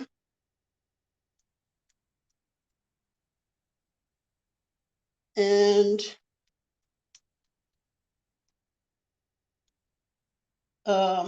once they're sort of together, then I'll take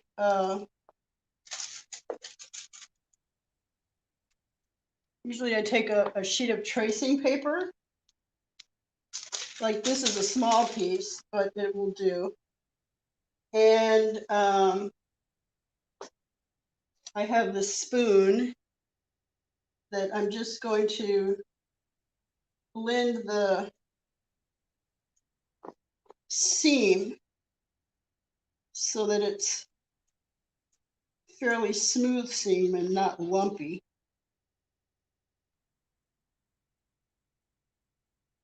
Now with the smaller heart boxes, smaller forms, I don't need to do this, but with the big forms I do because the clay and my pasta machine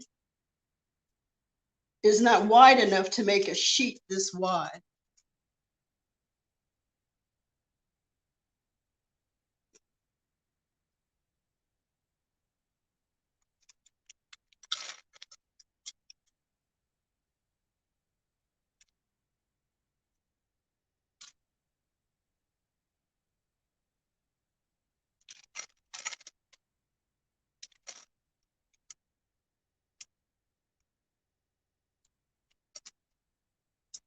So this, like I said, is the very first step of the process to get enough clay, depending upon, again, the size of the heart box, to get enough clay to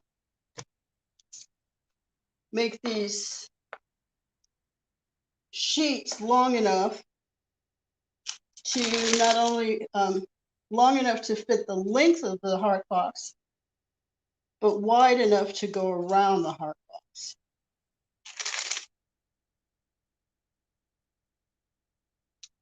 So then once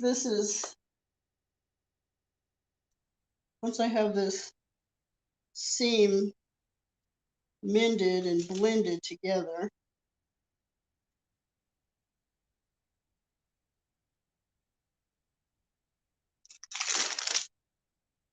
I'll turn it over and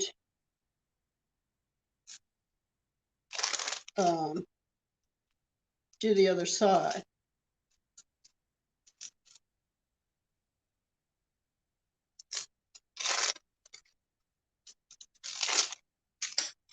Okay, I'll take my blade and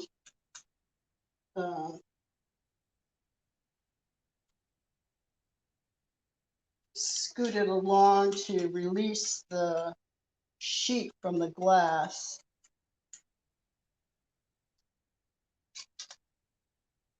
Okay, so then I'll do a similar thing on the other side, just to get the seam as smooth as possible.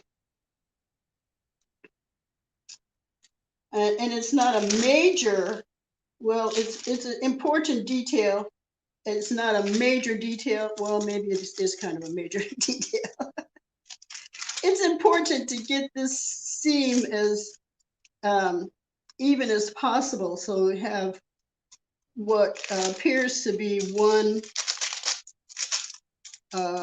even wide sheet. And again, this is the first step, and this is the inner core of the heart box. So this, once it is shaped around the heart box form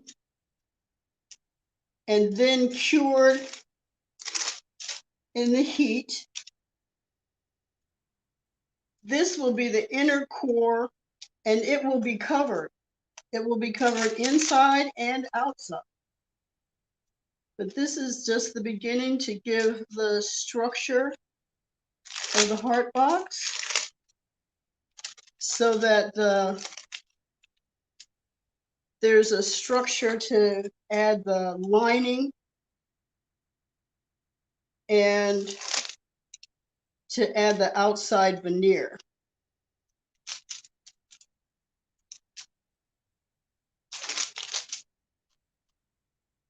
Okay, so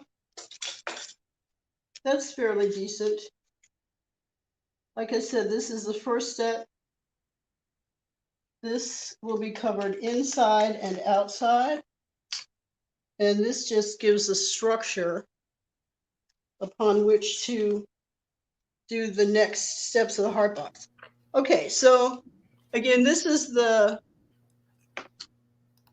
form I'm going to use for this particular sheet.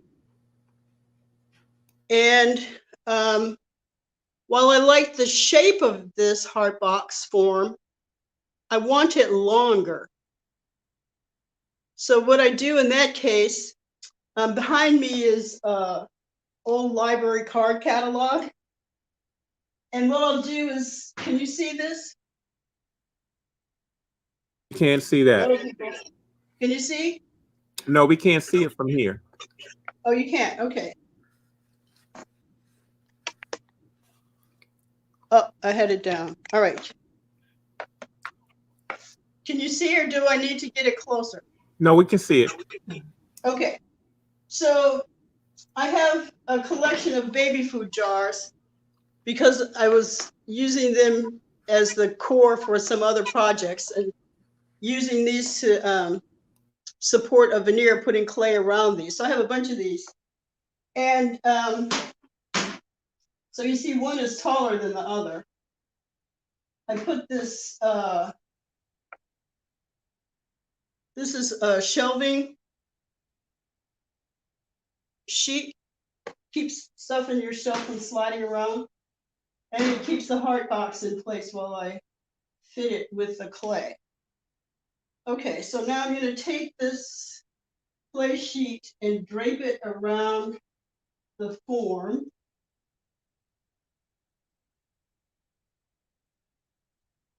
Drape it around the form, and now shape the clay. I want to make sure that it's the sheet is pretty much the same length in the front and the back, which it is.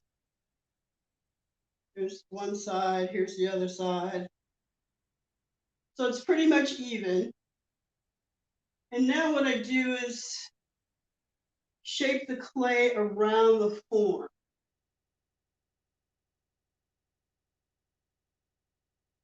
And like fabric, this clay is stretchable. Well, like some fabric, like knitted fabric, for example. Okay, so I pinch these ends to form around the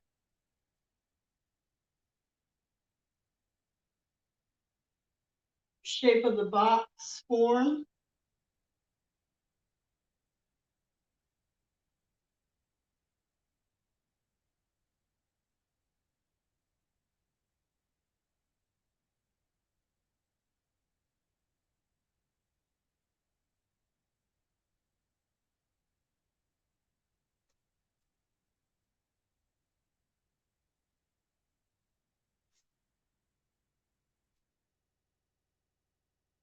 I use my fingernails to do an initial seal around the form. And I use my scissors. I'm going to cut this little extra curve off.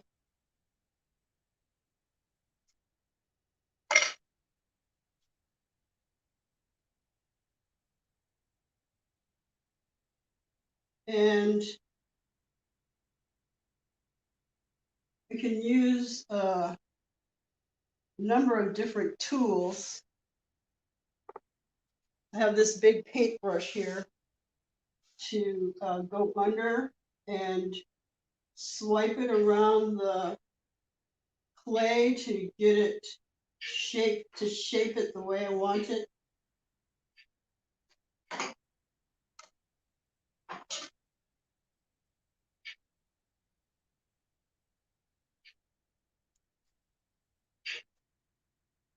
And then I just pinch it along the side seam here.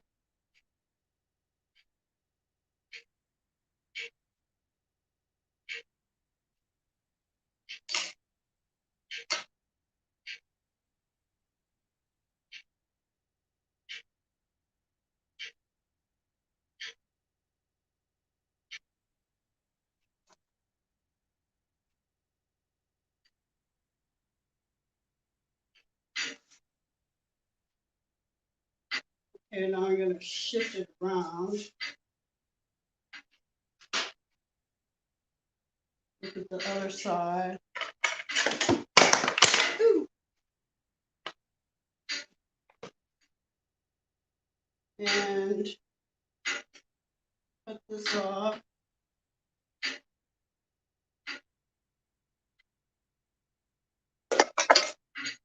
And again, pinch.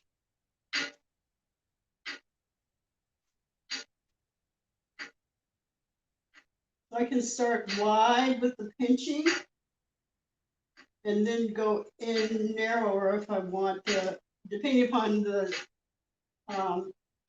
shape and the size I want for the box.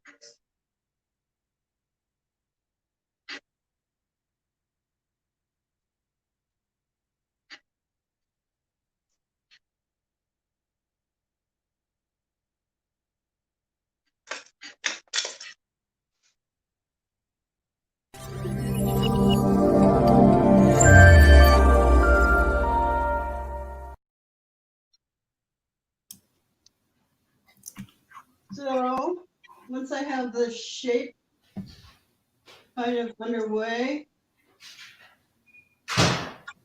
then I can take my scissors and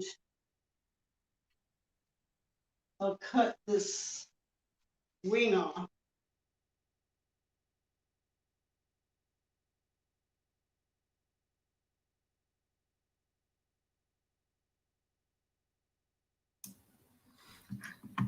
Kathleen, what got you started into heart boxes? Well, I'm originally from Minnesota, and my dad's oldest sister, Margaret, used to call me after I moved to Massachusetts. She used to call me once a month just to check in and see how I was doing. She never had her own children. She treated her nieces and nephews like her own kids. She doted on us. Mm-hmm. This was the aunt. So my brother, my younger brother James, and I were the oldest of the nieces and nephews. So we're 8 and 10 years older than the next set of nephews nieces and nephews from her sister. Mm-hmm. So here's what Aunt Margaret would do. She would, on my birthday, she would buy my gift and my brother's gift. And on his birthday, she would make sure that he had a gift and I had a gift. And on Christmas, she gave us each, identical kinds of gifts. So that's how she was with all of us kids. Mm-hmm. So she would call me once a month just to check in to see how I was doing. And one call, I told her I was making jewelry out of this material called polymer clay. So she asked me to send her pictures. And I said, okay, Aunt Margaret, I'll send you pictures. And the next month she called and she chatted and send me the pictures. Oh, okay, Aunt Margaret, I'll send you the pictures. And every month she called. And every month I agreed to send her pictures. And every month I didn't do it. And then my dad called to tell me that Aunt Margaret had passed away. Oh. and had never sent her the pictures. Mm. And so I thought, well, I'll make a neck piece for her that we can place on her body. And as I attempted to design a neck piece, it caused me to think about Aunt Margaret and who she was. And I was finding out from my other younger brother, what colors are people going to select for her clothing, so I could design the right piece to go with. And so it caused me to, like I said, to think more and more about how Aunt Margaret was with us kids, and that probably my cousins would have wanted to share some final thoughts with Aunt Margaret and didn't get a chance to. Mm-hmm. And I had been wanting to make boxes. So I decided to make a box in the shape of a heart. Mm-hmm. And at her funeral, I invited people to share their final thoughts. We take for granted that people are going to be here from day to day, month to month, year to year, and we often don't say or do the things that we should be saying or doing in the moment. Right. And so I gave sheets of paper to everybody, and I was just astounded with the intensity, the looks on people's faces as they were writing these messages to Aunt Margaret. Mm-hmm. We placed them in the heart box, and I put that box under her arm in her casket. Oh, wow. Well, my dad remarried, and his sister-in-law came up to me after the funeral and said, you have a business. And but Aunt Margaret's heart box laid flat. Mm-hmm. So a viewer had to stand over it to see that it was a heart. Mm-hmm. I wanted them to stand up. Mm-hmm. Mm-hmm. So I did research trying to figure out how I was going to get this flat heart box to stand up. Mm-hmm. And then an acquaintance of mine, a friend of mine, now becoming a friend of mine, a colleague, makes purses. Mm-hmm. And I also took a class at a workshop where the teacher showed us how to make round boxes. Mm-hmm. And I thought, oh, maybe if I make a shape, if I make a form that stands up, Mm-hmm. I can shape the clay around that form and use this form to make a stand-up heart box. So that's how I got here. Wow, that's a pretty amazing story, Kathleen. Thank you for sharing that. Yeah, I'm finally able to get through that story without crying. That's what I figured. That's what I figured because I figured that much. Okay, so once I cut the extra clay off, then I just take my hand and shape the clay around the box. And try and get this as smooth as possible.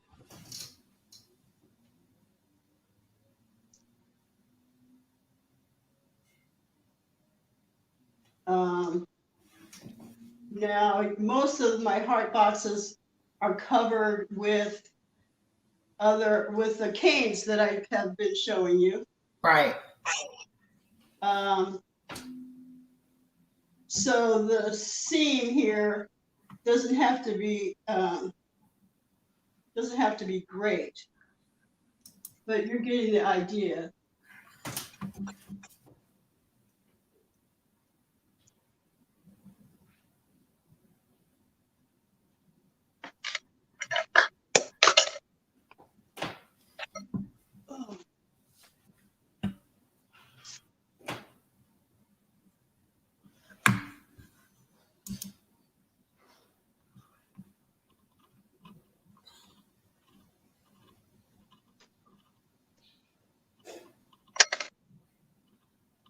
Okay.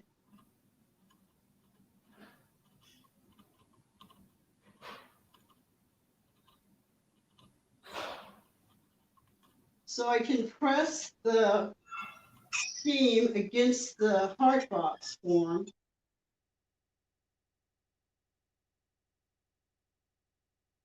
Because it gives me something solid. Oops. Until I get to the point where there's no clay. I mean, there's no form. And then I just shape it like this. Can you see? Yeah, I can see it.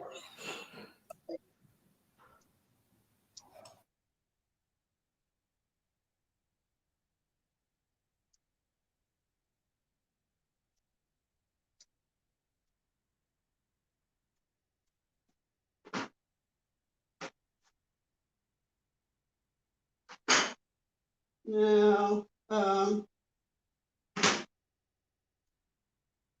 okay, so you can see that it's getting shape, right?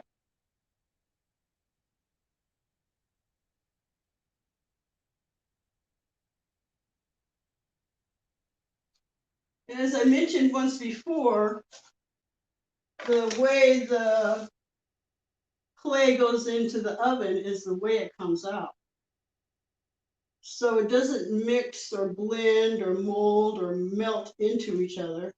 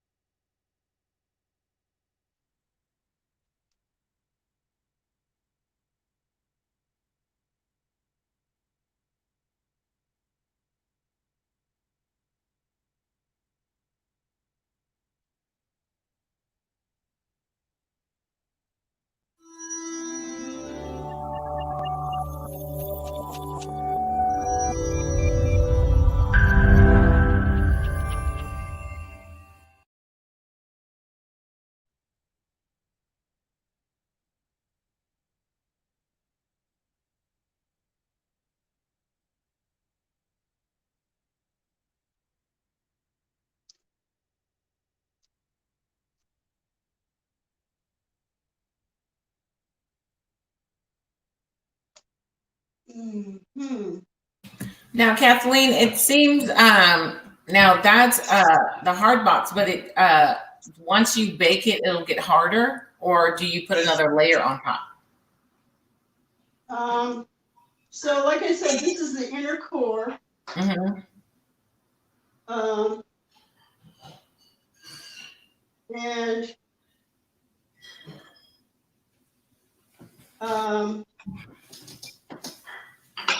so what I do when I get it the way I want it to look,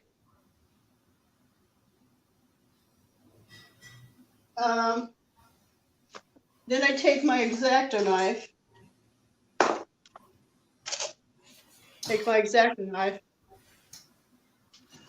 and I score a line all the way around. I don't cut through, I just make a line there. And then I put this like this into the oven.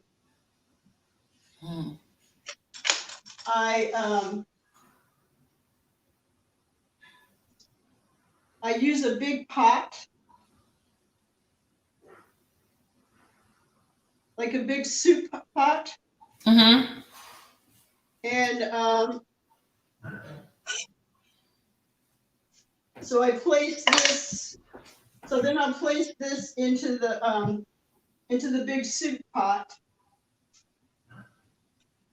and then I'll cure this. Like I said, the way it goes in is the way it comes out. So I want to make sure that the shape of it suits my satisfaction.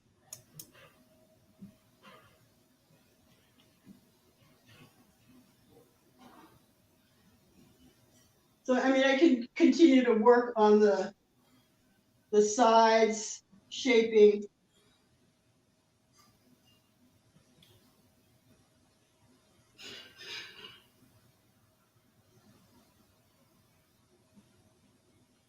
And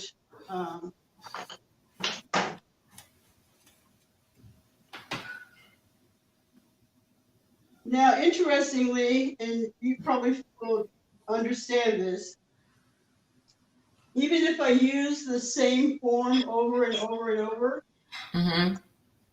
the heart box that comes out looks different.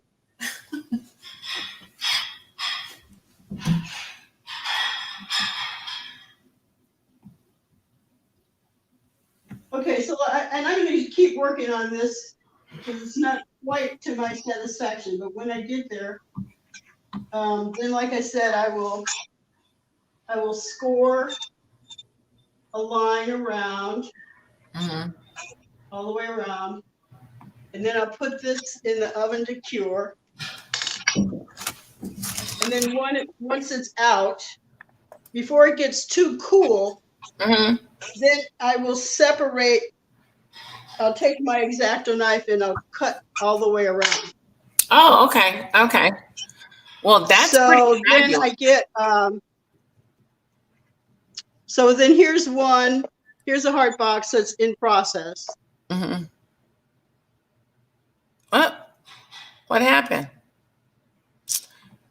Catherine dropped off. Hopefully we'll get her. Catherine will come back. She was showing us her heart box, processed heart box.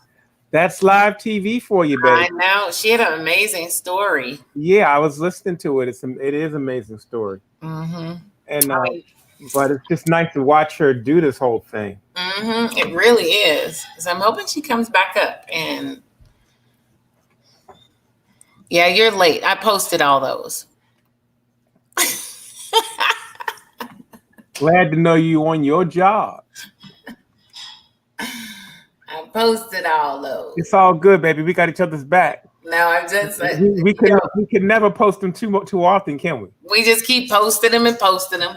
You come in and post them, and then we repost them. Everybody sometimes get a double post. And well, there she is. She's back in the stream. There she is, back in the house, bro. Yes, okay. So my phone was overheating and it shut off. So it's going to overheat again. I have to go off. I was just going to show you the this shape. Okay. It's still in the process. It's got I cut off the top and the bottom. Mm-hmm. But I need to now align it. I'll make another sheet. There is that overheated phone thing again. They'll make another sheet though, so we'll wait for the other sheet. Meanwhile, In another place in land, we're going to show you some more stuff.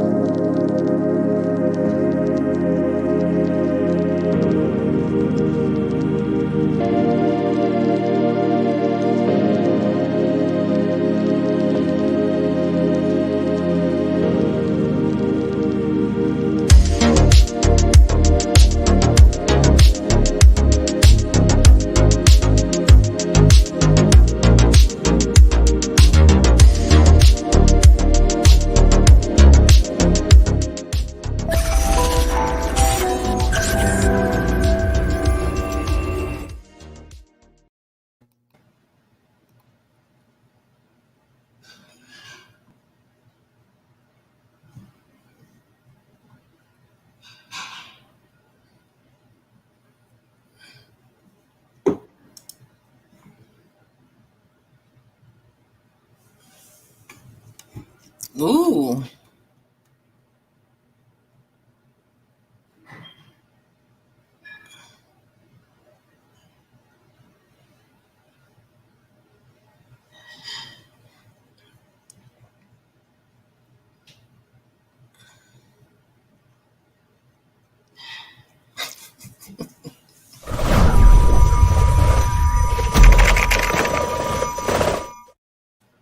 that is so Deborah. That's Deborah. We want to send our condolences to Deborah. She had a loss in her family this week. She won't be on the air probably until Saturday, but we're sending all of our prayers her way.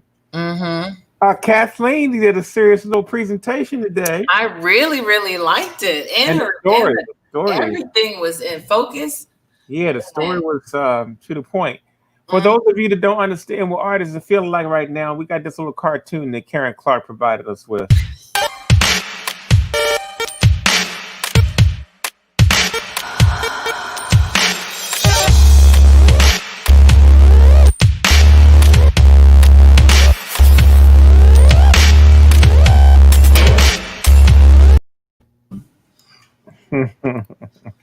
Kathleen, hey, Kathleen.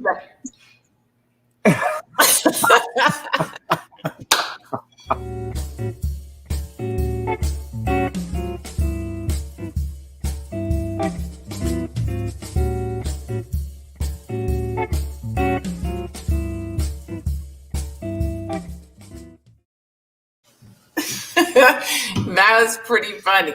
I did want to talk about, watching how Deborah works. And how sometimes people feel as though, oh, you know what? She's just collaging. I can collage. I can do this. But you can't. It's like you can collage, but there's something about the way she does it because this is her thing. This is her craft. And this is what she do. Because I've been watching how she cuts out those little heads and the hands and the feet and how she juxtaposes everything together. And she creates these amazing out of paper and tissue paper. And sometimes people will look at that and they're like, oh, that's just paper collage. But they don't understand the creative process it takes. They will understand it's just paper collage as soon as they get their scissors out. Oh, no. I got to tell you a story. Okay. So, my husband's a hiker. And he does 14ers, which means he does the really high ones. And so had a nephew here. Bring Kathleen up because I don't want to go on back out. She's like, all right, Kathleen. Yeah, it's going up. Next stage in the process. Tomorrow, then. So I have to line it, put on a bottom, and then it'll be ready for.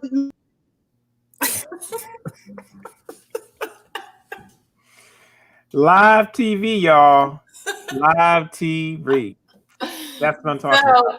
So, he was young. He was about 19 years old at the time and, lift weights and did all the health stuff, drank all the healthy drinks.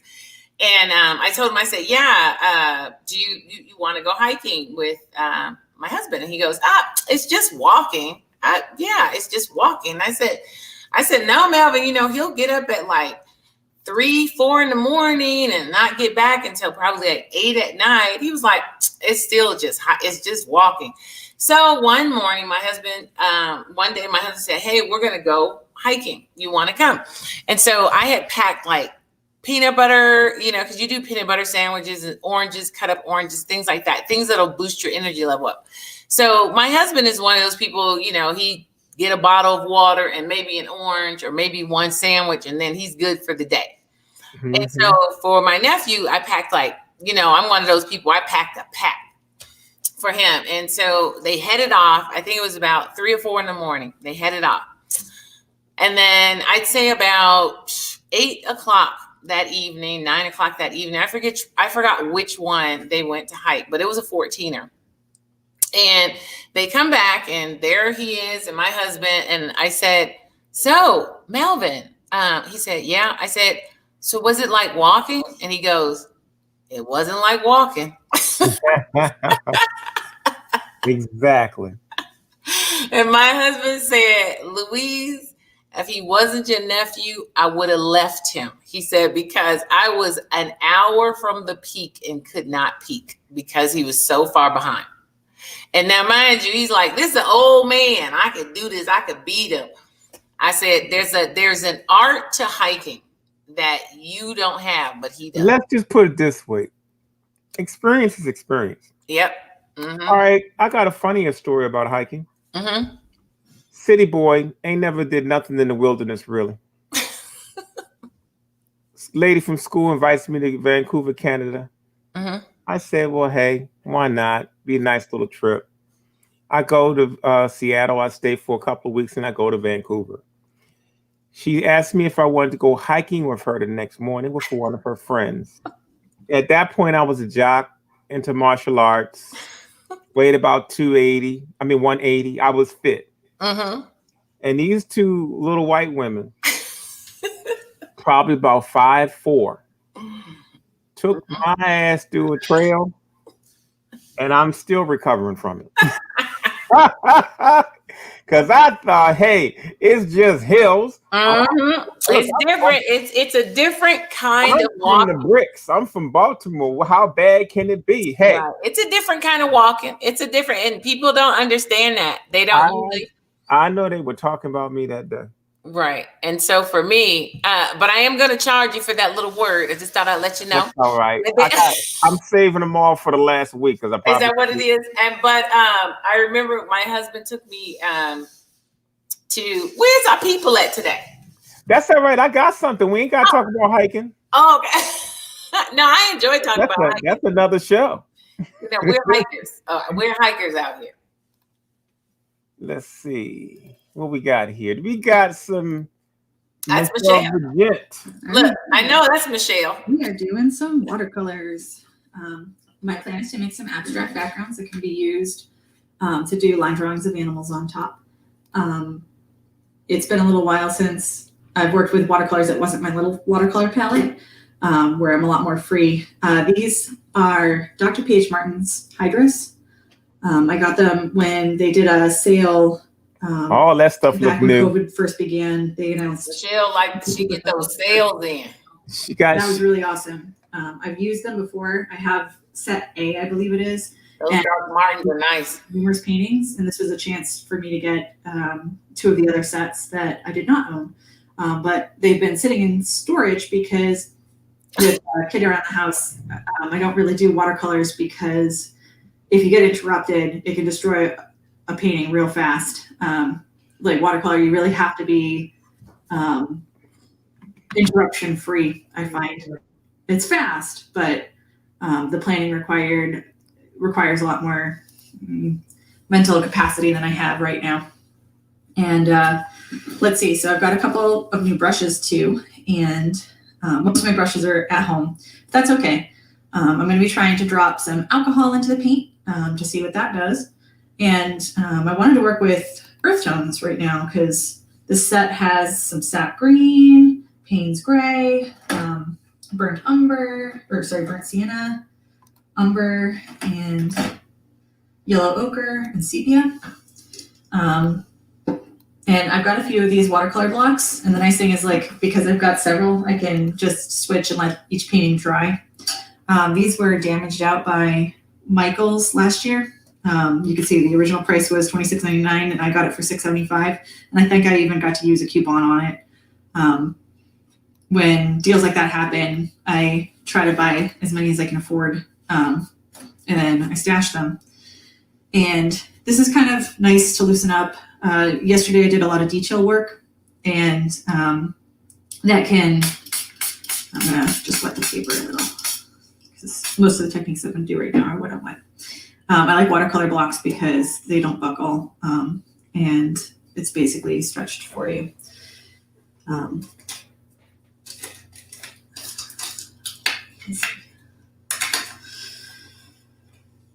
But yeah, I was doing some tight acrylic painting yesterday, and my muscles kind of tightened up to the point where I was a little worried that my carpal tunnel might come back. I've got pretty good control over it, but see that drop, Poncho? I am just sitting here with my mouth hanging open. Yeah, I haven't used some of these colors. I thought that's what the little craters were for, the color. That jar will last her a lifetime. Look at that! Look at that little dot. I know, because we thought the craters were for you put the paint in the craters, but she's teaching us something new. How these colors work together. I need more water.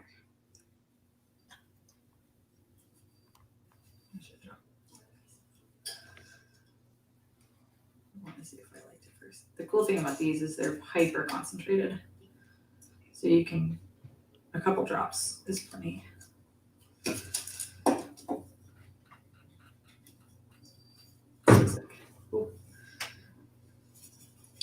I wanted my goal here is to get it a little more earthy and less bright than some of my last pieces of that.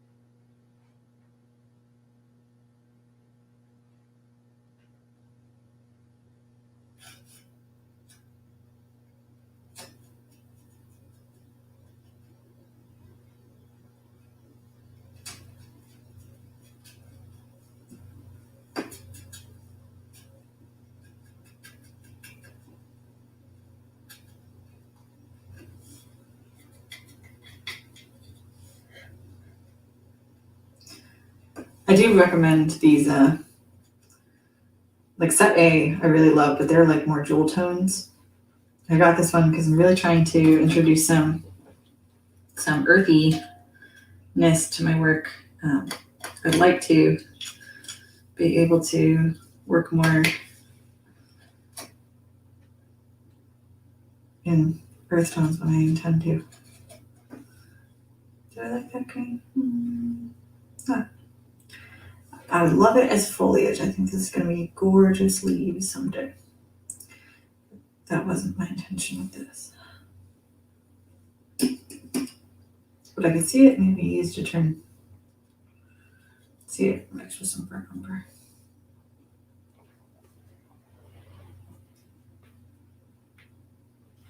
It's nice. It's kind of mossy.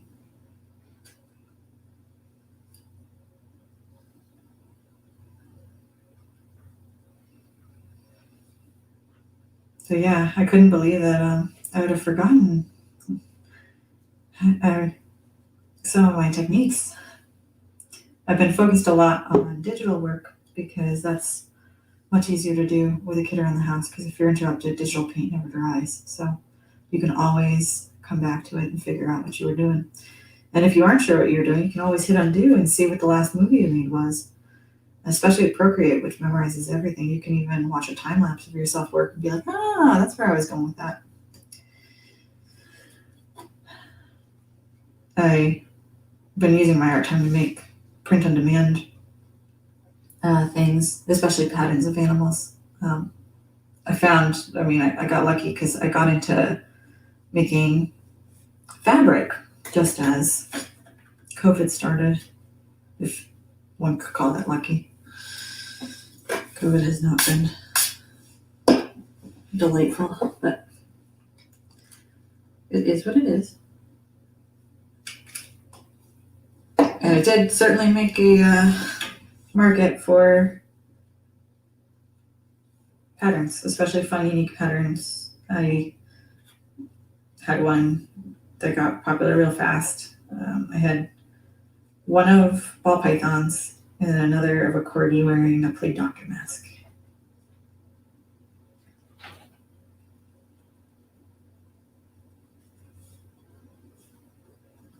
I really like the bird number.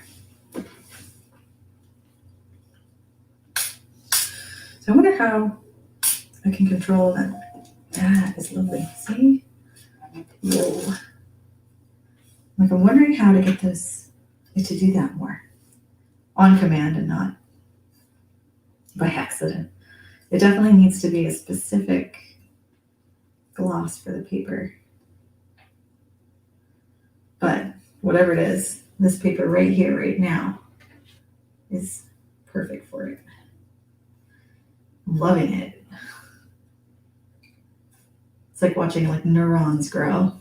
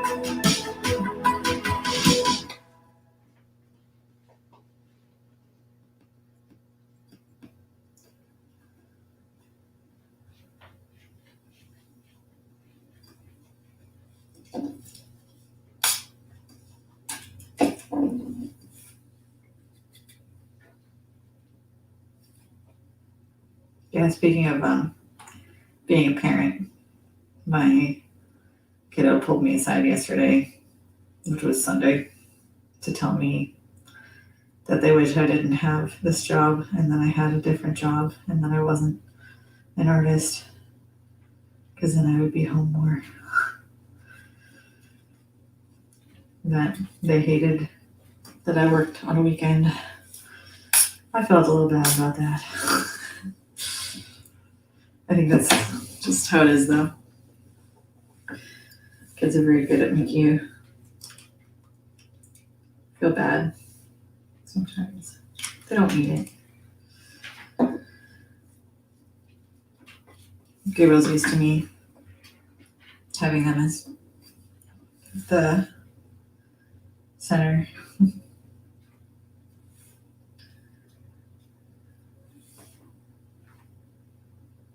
I don't think that's a bad lesson, though.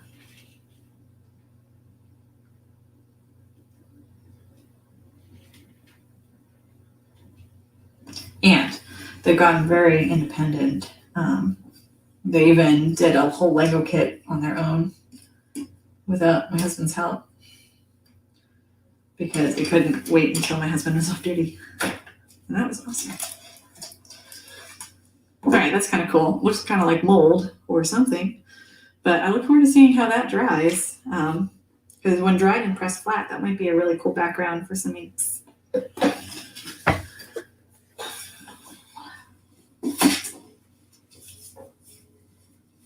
So yeah, kind of foresty. Got another one. Nice thing about having multiple of these pads is that I can just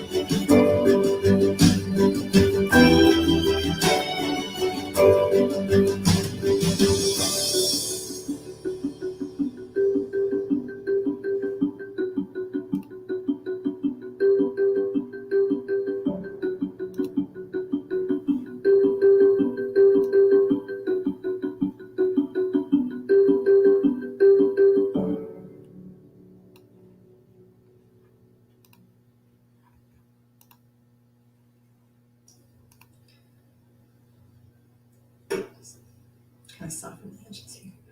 I don't want it to be brave white.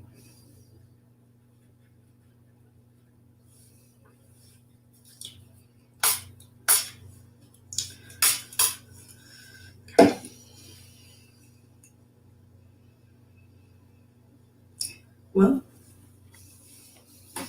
regardless of what happens with this one, it's cool. I like it. Excuse me. I may cut this into smaller cards. Sometimes I do greeting cards. It'd be cool to have other backgrounds. It's been a while since I've made backgrounds.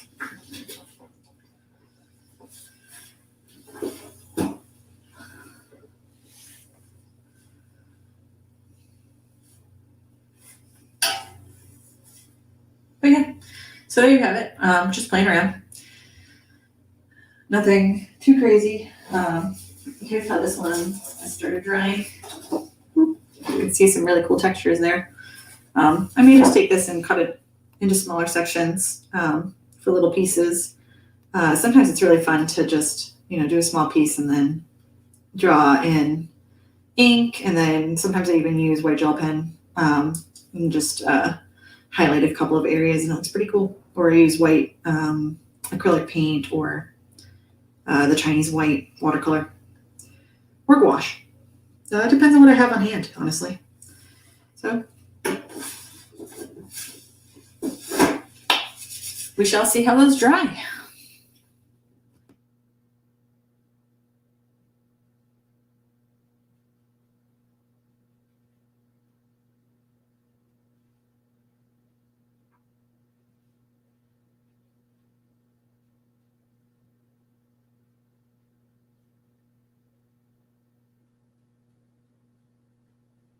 So here's one of the other things that I'm working on. I've got these watercolor papers that I was working on yesterday. Quite lovely texture. Honestly, the more that I look at this one, the more that I really like it. It reminds me of forest. I was thinking about drawing either some summertime wolves or a buck on it. I like how the Payne's gray kind of turned almost sky-like here, and I love these earthy shapes, and the textures ended up very, you have all sorts of blooms in here. I love it. And it ended up a lot more subtle than I thought it was at first. I think with a little bit of work, it'll be a fun abstract to paint on. And I'm going to do it in black ink and a little bit of white gouache, just a touch of white gouache. I want most of the background to peer through. I'm not going to draw a solid animal on here. And I'm looking forward to this pink I've got over here, especially, but I'm not brave enough to paint on the pink first. The pink one was my favorite one of the papers that I did yesterday. I love that it buckled. I was really scared there for a second, but then it dried perfectly flat. So that was the hardest part. So if it's flat now, it's going to be very flat later. So what I did was I also picked out where I was going to cut, because I actually painted these so that I could then cut these down to 8 by 10. I'm going to be mounting them to aluminum, and I wanted to try doing resin on top, which can really change the look of watercolor. So I didn't want to start with the paper that I liked the most. I thought it would be best to start with a piece like this, where if it turns out, I'll like it, but if the resin somehow destroys the things, because you do have to coat it a few times, make it waterproof, and it will change the look because the resin will add a shiny coating, and it will enhance some details, but others it might blur. And if I like the look, great, and I'll have a piece that I enjoy. If I don't, this paper was more for the fun of making it than it was about making a perfect piece. So, failure is totally optional. And I want to see what happens.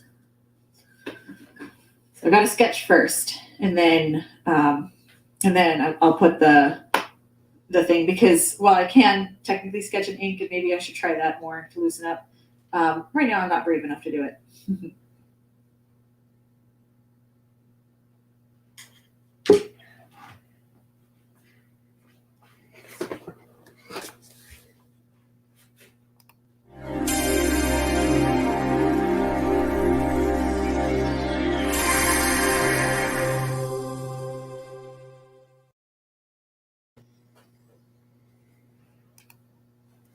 It's, In the house. it's always nice to see the process. I know. Miss Michelle is getting it in. I Next know when she was making it, I'm like, Next thing you know, she'll have a forest on those things. I was like, now where's the animal? Well, she got to start somewhere. I'm going to send her some paper too. Right, she's background. It was a background, so it threw me off because I'm like, where's her animal? Is it a I thought it was camouflaged in there. I was like, what's up, LaShawn Bill? Hey, y'all. How's everyone feeling this evening? We're doing fine, man. How you holding up? Oh, I'm good. Now, is this the one you were working on yesterday, or is this just something totally new? This is new. Oh, I should have known. Yeah, this is new right here. So I just love your colors, the colors that you pick for these pieces. Thank you. Yeah, it's it comes challenging every now and then. Trying to get the right combination. Oh wait, let me get my canvas out for my LaShawn Bill. I think you're gonna have to try to do a monochromatic piece, man. You know, Deborah. Oh no. She took out some pink, some black, and some white the other day, and came up with a whole. Oh yeah, I'm going to experiment with some other stuff. I'm just pacing myself some here. I'm gonna do some of those wash drawings too. Yeah. I'm not gonna use ink. I'm gonna use acrylic paint. Do me a LaShawn. You got some wood panels? Well, it's watercolor. I mount my watercolor paper on. Okay. Mm-hmm. What do you adhere it with?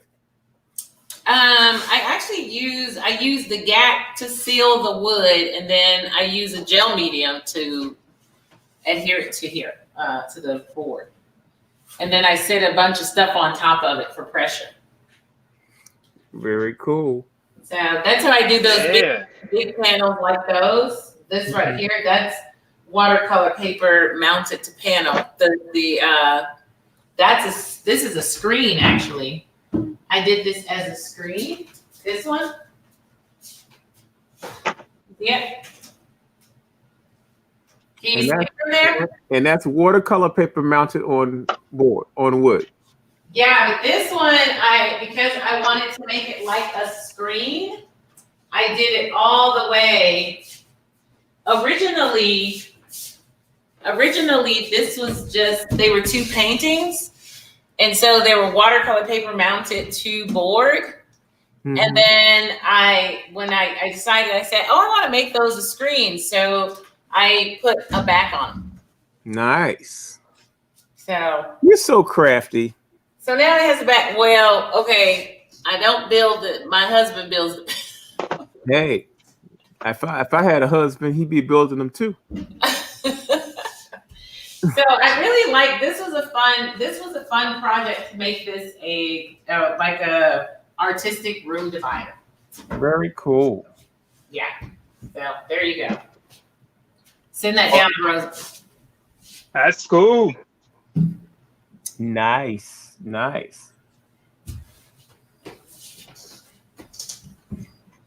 So what painting is this now, LaShawn? Like 347? Oh, you know what? I'm not quite sure. To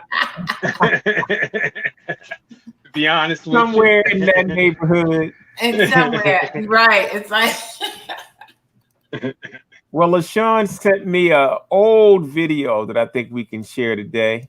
Oh, okay. Since we were on the subject of collaborations, let's see if we can get that on the screen. It's not very long. It's a very short one. Okay, I'm just gonna stick this over here.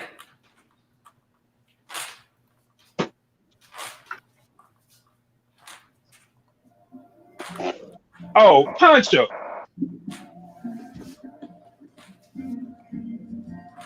I'm here at Poncho's studio, and as you can tell, I had this big giant pencil from grade school, and I almost feel like I'm in grade school again in here in the studio working with my man.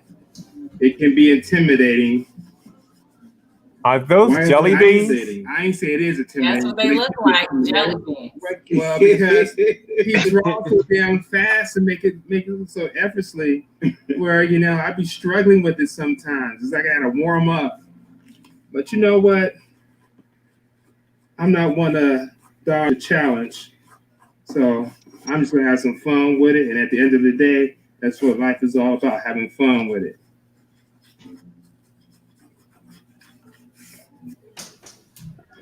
Oh, Here in the wow. studio with Pancho.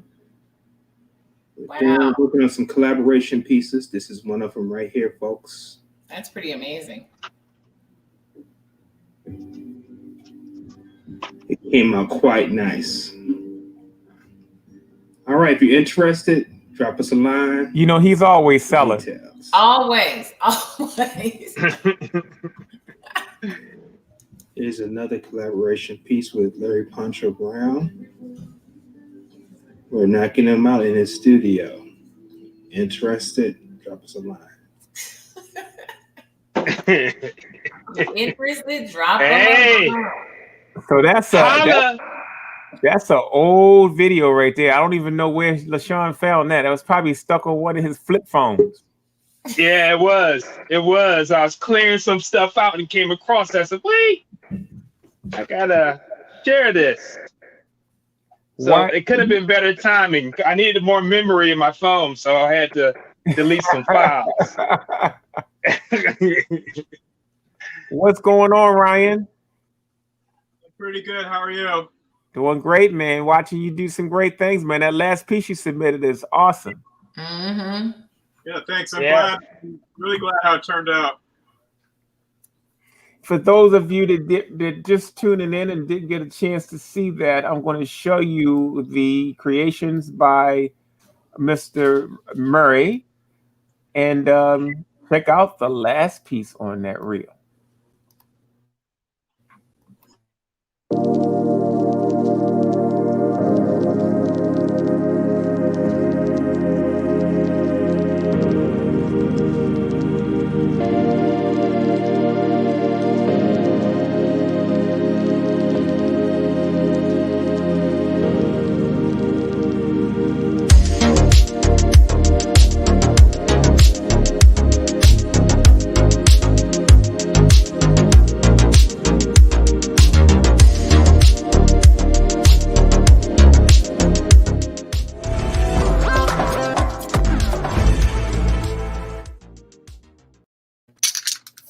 Yeah, Mr. Murray put his foot in that one. Yes, that's nice.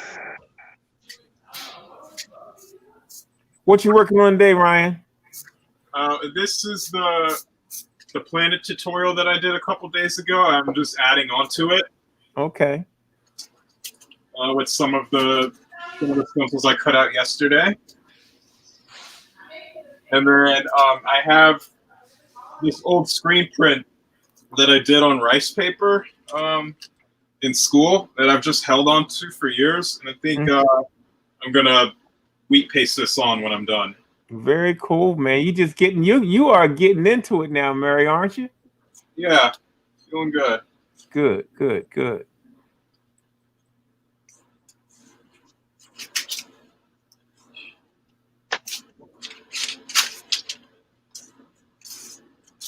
Pancho, where did you get those pencils from? Those fat pencils? Man, I had some kindergarten teacher to give me a bunch of those pencils, and I was using them just for fun, When I saw the film, I cracked up because here we are holding these big kindergarten pencils.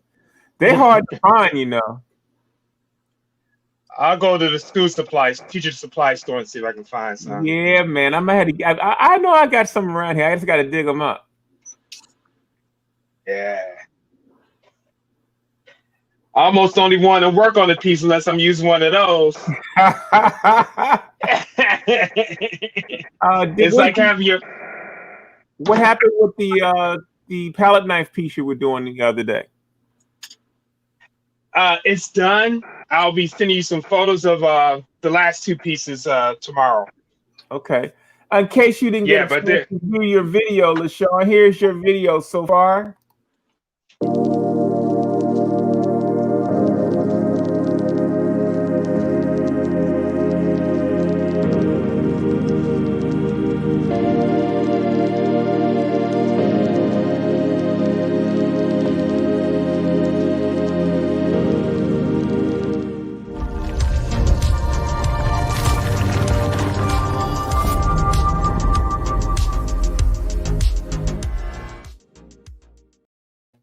And we definitely got to add more images to that.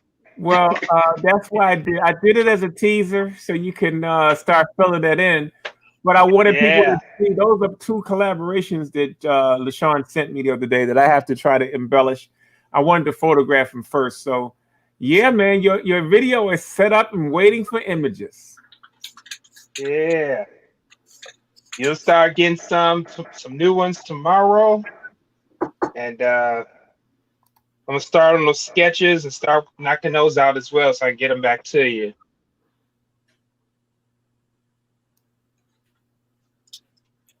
But,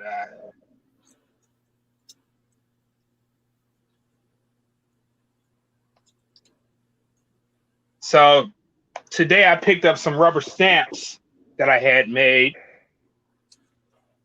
I'll be stamping some polymer clay and making nice little gift items with that.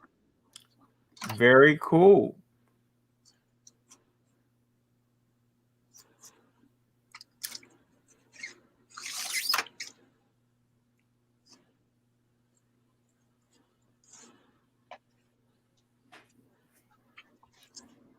I'm going to show a quick video by my friend Ryan Murray. He just submitted some pictures of his cricket working last night. So give you guys a little preview of what that looks like.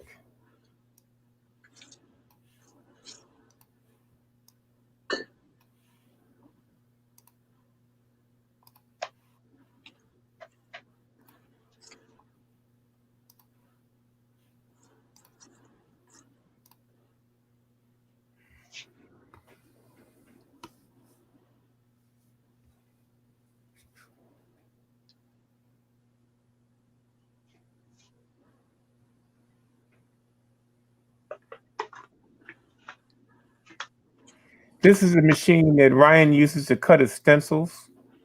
He uses some software to generate his images, and this machine cuts it all out. So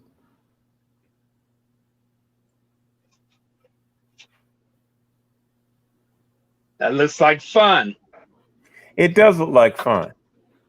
It definitely is. And it's really saved my wrists a lot of work.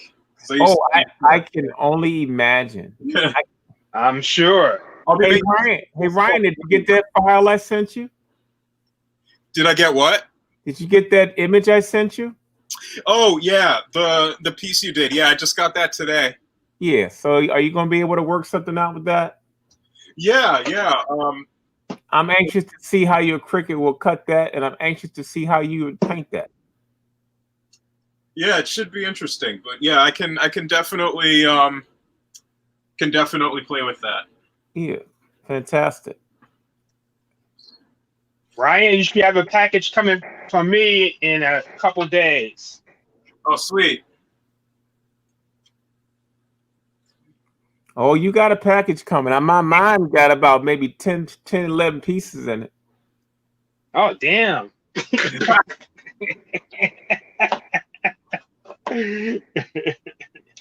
Talk about workhorse to me. I'm gonna jump into those tonight, though. I'm gonna start prepping them up, knocking those boys out. You didn't you didn't leave me much room on these charges. These charges are going to be a challenge.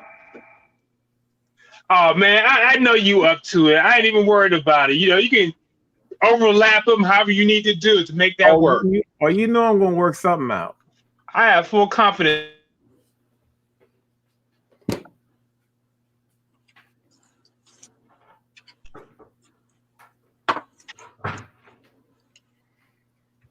So I showed y'all the video of LaShawn's work, but this was the plate he sent me. Hey LaShawn, where'd you get these from? Is this a plastic charger? Yes, they're plastic chargers. I'm gonna let y'all in on perfect for acrylic. Yes, it is. And let me tell you what I did. One year I went to Walmart. It was right after Christmas and had those on clearance for like 50 cents. Wow. I went to every Walmart in my area and I bought them all up. Wow. Well, I had something like that.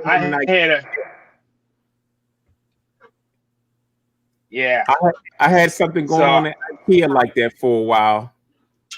Oh, okay. Yeah. But every year, you know, they still have some stuff that they gotta get rid of because they can't use it for Christmas any longer. So they just discount them, clear them out. Well, real nice for acrylic. Yes. I'm just watching Ryan working it out over there.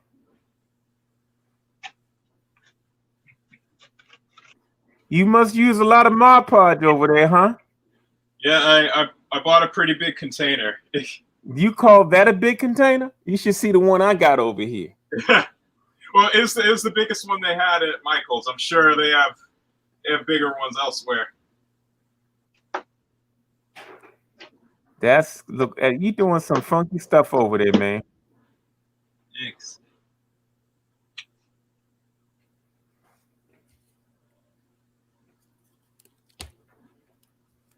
So Ryan, tell me how you've been feeling the last couple of days.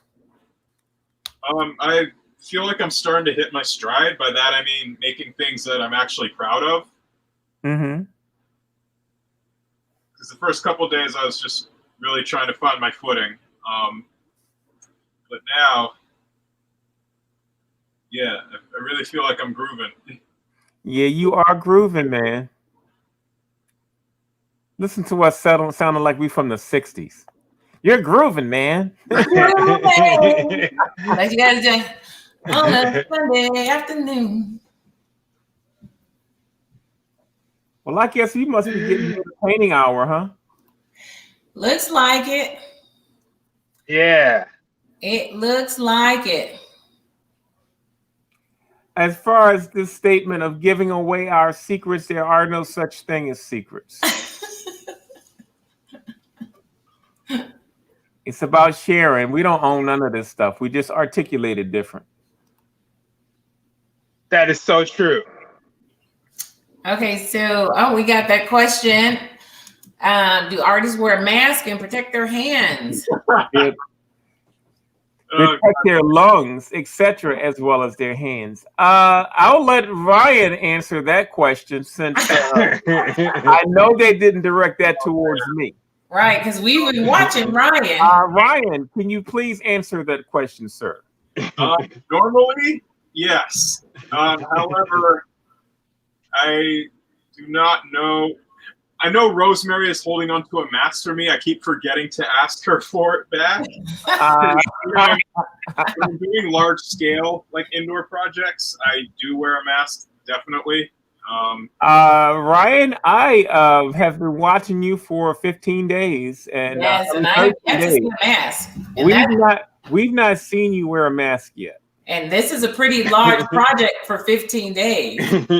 Well, there's still 15 more days. I've seen your ventilation fan sitting on the floor. I've seen it in the window off. Well, it's on right now. It's on right now. That's what you're supposed to say. You and Rosemary said. But in defense, exactly. In defense of Ryan, he is the youngest of the group. But I will tell you that art supplies will kill you. They are some of the most dangerous materials on the planet. We never read the labels on those. No, we and don't. Nobody ever asks us to read the labels on it.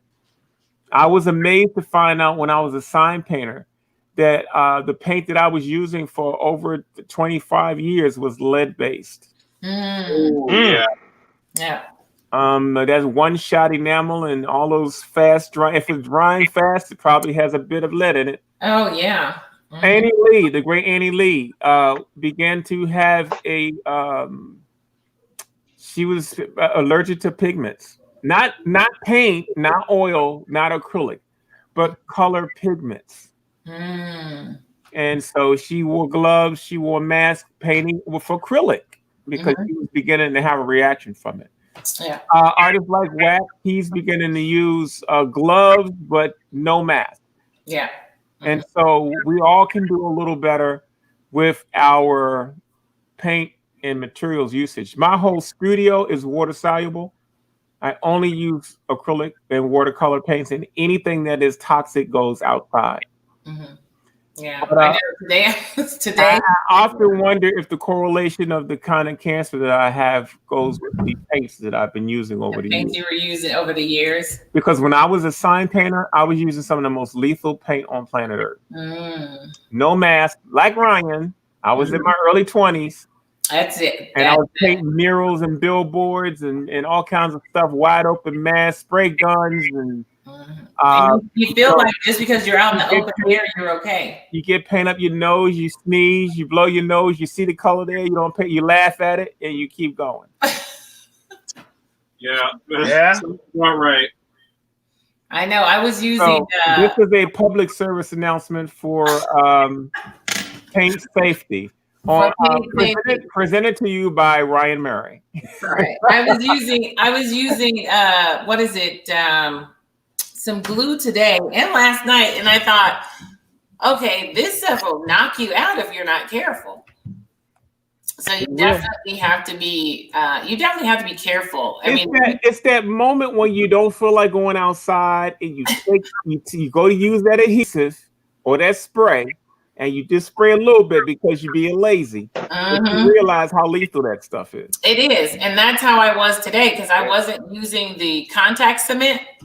Oh, yeah. Boy, that stuff will knock that stuff. Yeah. And because I wasn't using it. And then my husband said, use the contact cement. And I was like, okay. So I get up in my studio. I'm in the back part of my studio. And it's open. And I'm thinking, ooh. You can get high off of this stuff if you're not careful. And Louise, this is a family show, and we don't really want to know what your extracurricular activities are as an artist. This show is about creativity. I know, and I was being a little creative today. Hey, it was taking my creativity to a whole nother level. I said, I'm going to call this contact cement. Hey, why you think Ryan's stuff is starting to look so hot the last couple of days? That glue contact, that glue, all that glue and spray paint. Yeah, Louise, I saw you earlier today. How you was inhaling it. You see, and my mic wasn't working, and I didn't even know. So I probably was on a whole nother planet by then. I was on another planet, LaJean. Yeah. Now, Ryan, are you going to glue something to that, or what is that? Just Dago? I am gluing something. It's rice paper that I silk screened on. Oh, okay. Yeah, he's gluing it now. Hey, do you use your Mod Podge straight, Ryan, or do you water it down? I just use it straight from the jar. Yeah, it looks like you took it right out the jar. Does watering it down help? You can water it down on certain things, especially with the rice paper. Oh, didn't know that. Does it rid of some of the lines? that would come with the thicker stuff. Ask that question again, Ryan. Does it make it last longer? Oh yeah, it'll definitely stretch it, but you gotta keep playing with your ratios of water to Mod Podge, but you can thin it. I also thin my acrylic medium. Do you really? Yes, my acrylic mediums I will thin sometimes 50-50 when collaging. That is good to know. I use it straight when I'm gluing, but I use it 50-50 when I'm collaging. And I use the matte when I'm collaging most of the time. Although the clear is better. I just don't like the gloss all the time. Yeah, I'm like addicted to the gloss. I love it so much. Yeah.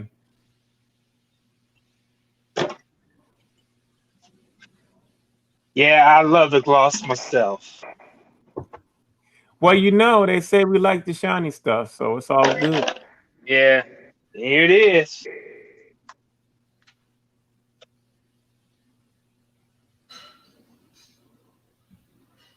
Well, guys, I'm going to slip us into the painting hour. You guys can stay on as long as you want and turn on some music. All right. Good.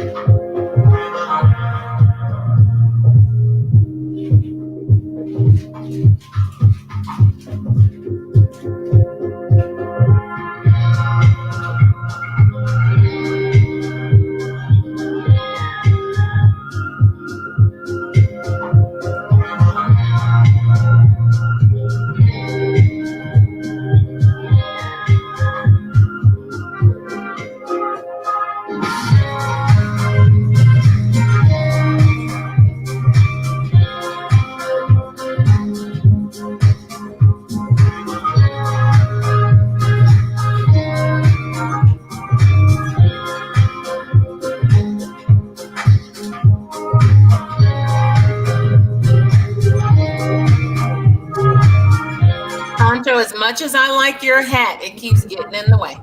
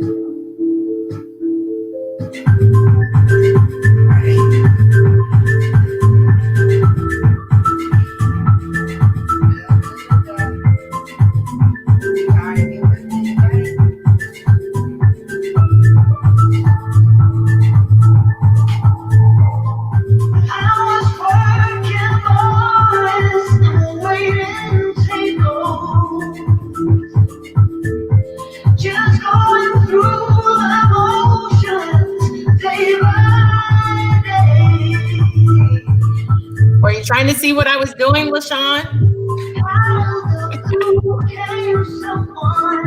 I just turned it towards my canvas like I was working. Wait, hold on. You're what was that? What'd you say? I said, like you're working, or are you really working?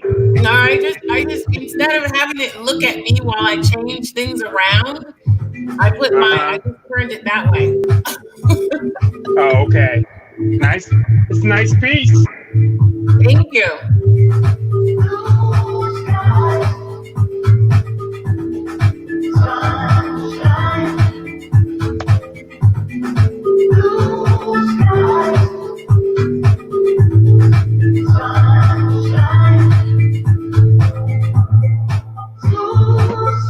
Good night, Queen Mother.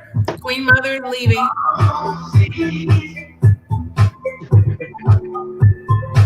Going to bed.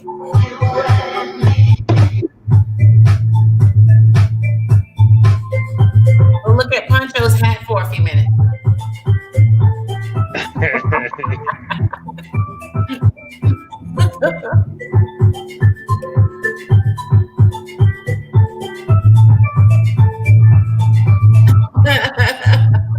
What do you think, LaShawn?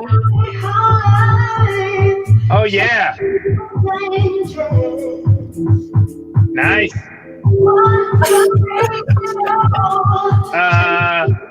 Could you move that, sir? Move that. Thank you. Appreciate it. Yes.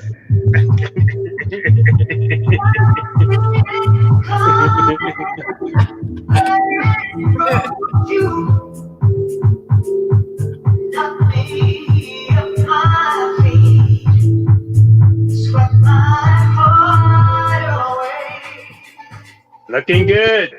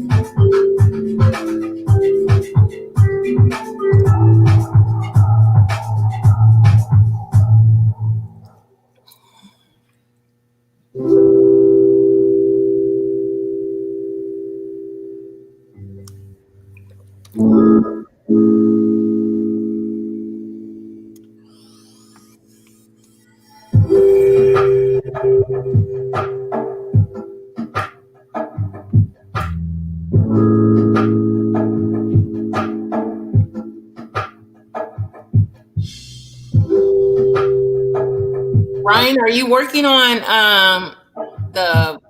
vinyl?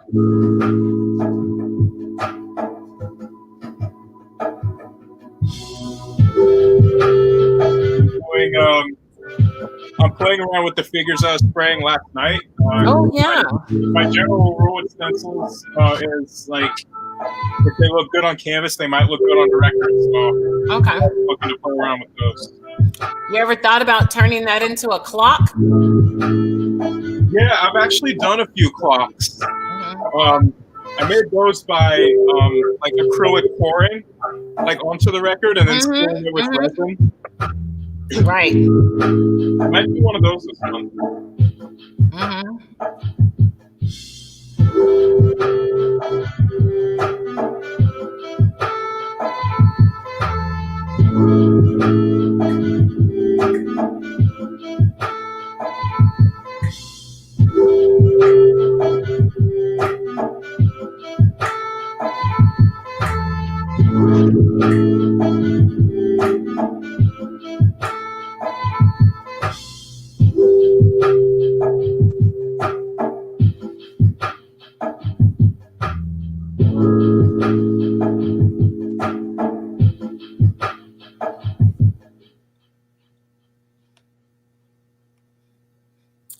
I need one of those brushes, Poncho. I'll get you one.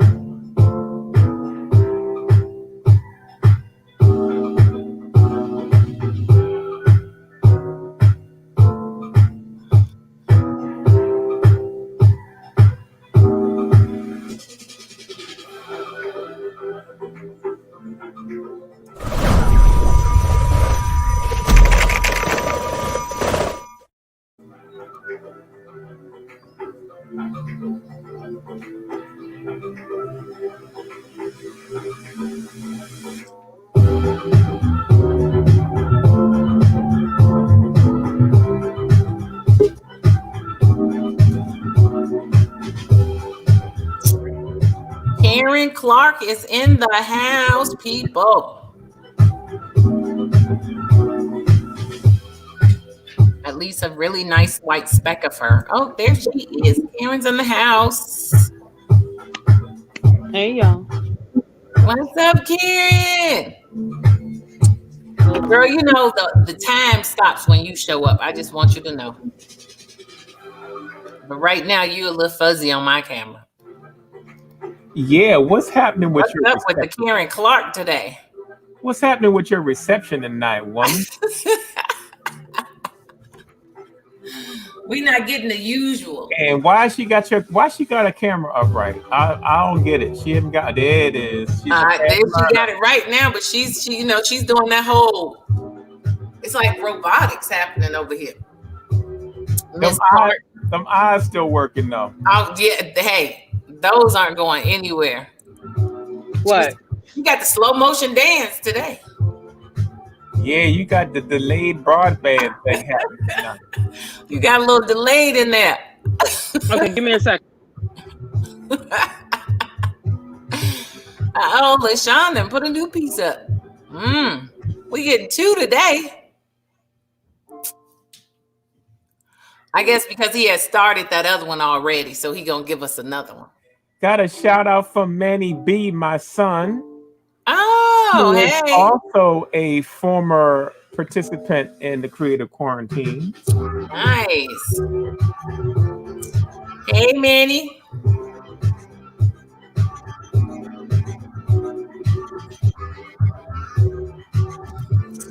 Now let me bring my screen back over. Ugh. There we go. All right, let's see. Is that Miss Clark popping back in? Let's see you, Karen. Let's see what you got, girl. Can you hear me now? Oh, there you go. Stay creative, people. Hey. Look at Karen. Oh, now that's the Karen Clark. I told you, girl, when you pop up, the earth stops. Like How y'all doing today? How you guys doing? Wonderful. Been having some fun, doing the regular mix. Cool. I just want to participate today. I ain't got nothing. Okay. All right, Karen. I'll throw you in the mix. You just go ahead, we'll turn your mic off and you get the mixing. Okay, cool. I'm gonna put my blanket on because it's cold. All right. Okay, put your blanket on because I can't have you cold, girl. Have mercy, Lord.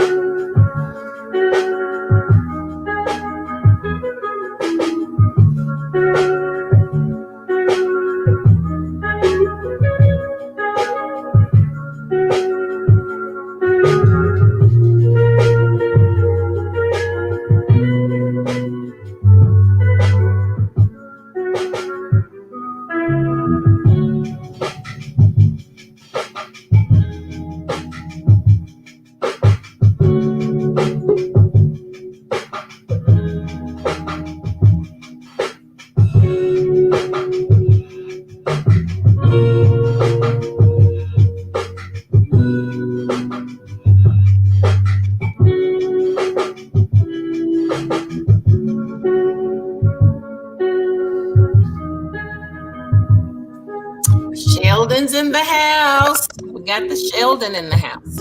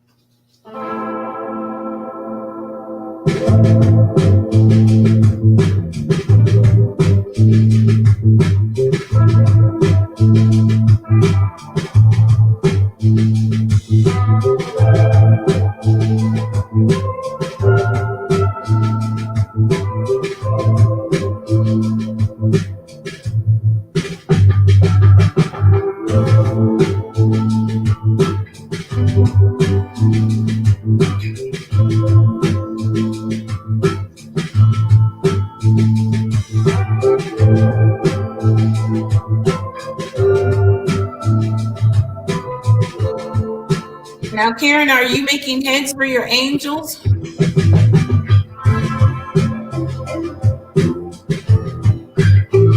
Oh, I can't unmute you. You're muted, Karen. I have 4 more that I have to do, and then I'm done with these.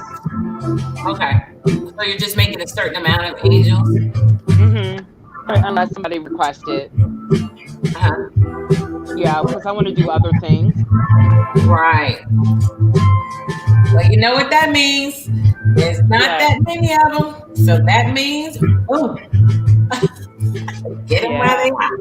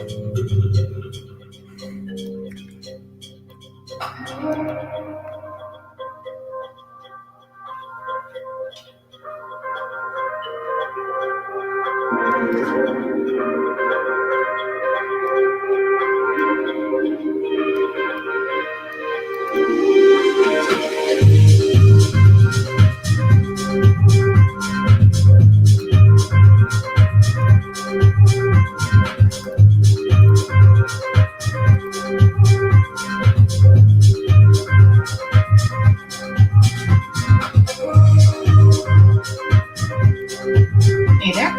So one of the projects that I'm going to be doing today is carving stamps. The reason I'm going to be doing this is I want to use these in a couple different pieces. I had this idea of using these to press into the textured medium and then see if I can get it to look almost like paw prints in mud, and then shade them like in 3 dimensions. Another use is going to be to try inking the stamps and then pressing as though there were paw prints in the background, maybe even with acrylics, I'm not sure. I have a few different paw prints here. This one's a fox, and these two are the general range of coyotes. This is more like my dog has very coyote-like feet, so I kind of base it on the dog foot. It's a harefoot dog, so the 2 toes are much higher than the small toes. And I really look forward to seeing how these come out. I've done a few before for letterboxing. My hands are a little stiff, so I'm probably going to have to do it a little at a time, but that's okay. And yeah, I figured I'll time lapse the thing and then show you the finished results after. But this is kind of an important part of the stage. The first thing that I'm going to be doing, you're going to see, is I'm going to use the X-Acto knife to trace the lines. And what this is it provides a stopping point. Then I take these lino cutters. I have a couple so that I don't have to keep switching between the tips. This one's a sharp one with with a V, which can get into all the creases. And by basically doing it up to the stop point gives it like there's a little bit of give there, and then I can just flick the thing and then it'll leave a perfect edge. The important thing with stamping is that you want, when you're tracing the lines, and I've already traced some of these, you want to trace them at an angle out from the thing so that there's a lot of stability, especially like these little claw marks are going to require a lot of stability. Otherwise they could fall off. So you want the top flush with the rest, but that everything else should be kind of like a pyramid shape. And I'm going to cut these pretty deep, and then I'm going to cut away so that they're each their own stamp. But I thought it would be a fun addition to try, and I love that these kind of stamps can be used for many different purposes once they're made. By making them myself rather than just buying a paw print stamp, there's a lot more versatility. And I made 3 different ones because when I use some of them in the backgrounds, and I may make some more, I don't want it to look like one repeated stamp. I would like there to be kind of some mystery to it. And this makes the final result a little bit easier. But I did try to make them as realistic as possible. I do tracking, so I'm pretty familiar with dog paws, and I hand weave these out. So that should be fun. I'm going to speed it up now so that I don't bore you with my talking.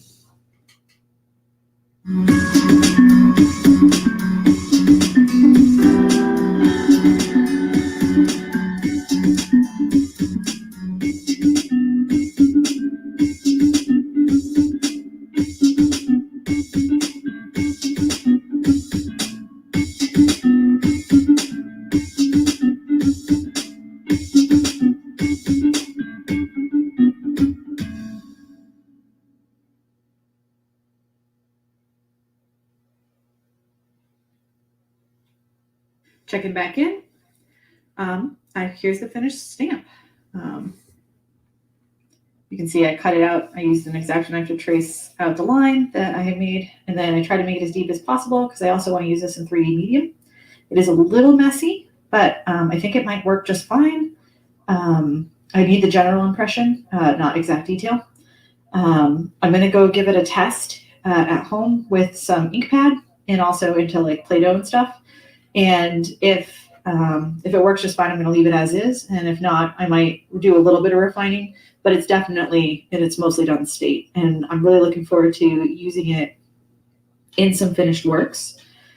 And I thought I would just, update. And I'll do the other two that I had traced out another time. It's a lot of hard work doing these, and it took at least an hour to finish carving out the whole thing. And I only have about one stamp in me a day. So I look forward to getting home tonight and trying it out because there are a few ideas I want to execute. So, have a good one.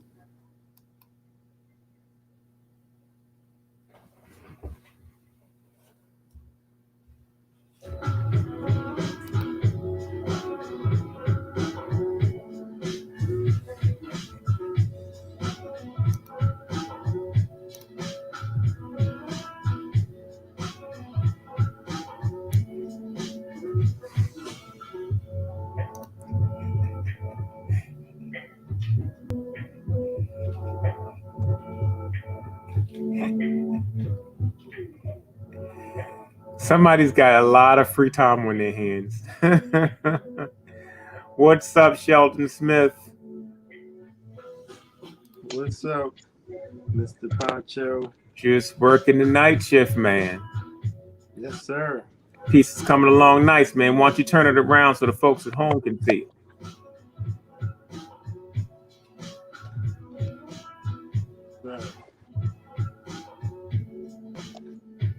I can't ever see if it's very nice in the frame properly or not. Just lay it down on the table. There you go. That looks fine. That looks great, man. Really nice.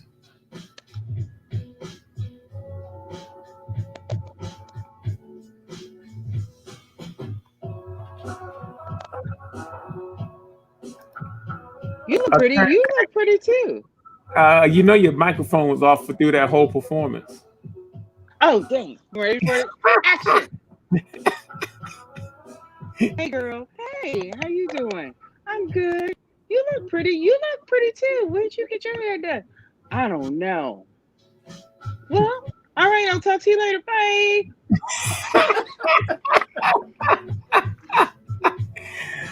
This kind of stuff only happens on the night shift, y'all. Right.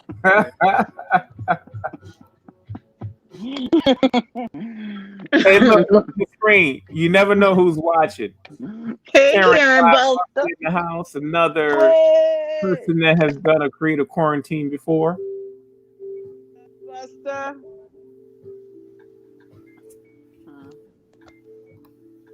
So this one said, girl, what kind of hair are you gonna give me?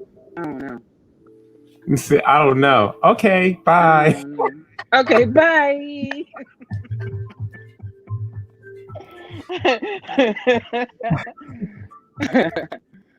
Yes. So that's how your nights are consumed, huh? No. I'm gonna let these sit up because they're a little soft. And I'll do some time lapse tomorrow. I sent you a video today, but I'm not sure if you got it. But no, it's a funny one. I didn't get it, but I'll run it tomorrow. You'll be entertained. I'm entertained whenever you come on. Yay! All right, I'm gonna tell my girls bye. Bye, girl. Bye. Bye, girl.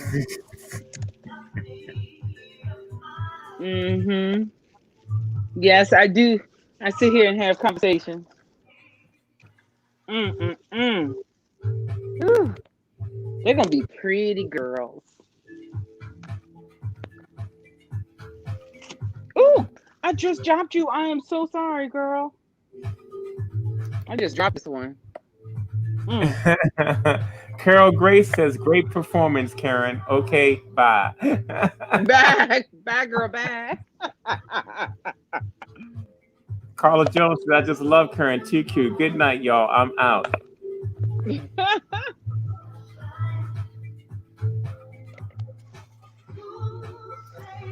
I'll do a skit. I'll do a better skit tomorrow. I'll think about it.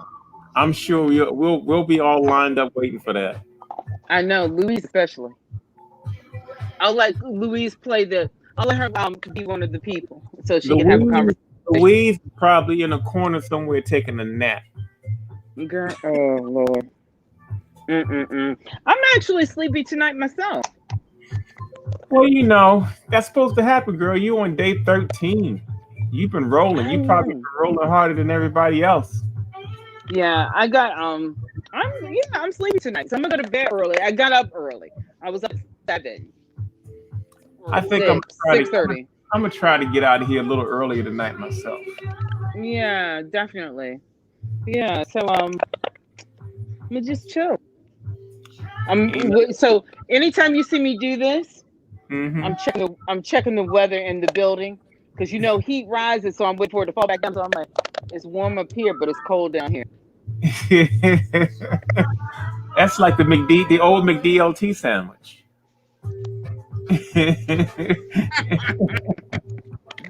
Ooh, cold. Yep. And sometimes I just sit up. Sometimes I just sit up in here like this and just look around. I think you've earned your right to go in the house and get a little nap. Thank you. I think we are going to wind down for the evening. Okay. Louise just dropped out. She didn't even say bye, nothing. She works very, very hard. She deserves to be able to fall down every now and then. I'm gonna go wake her up. All right, dear. Well, we're going to start signing off. I will see you tomorrow. Send me that video. Okay, the video sent. I'll see you early tomorrow. Okay. So I'll see you then. Now, you coming through town what day? Friday morning. All right, I'm going to have the camera set up. Hey, Unless you want a private moment. I'll put on my makeup on Friday.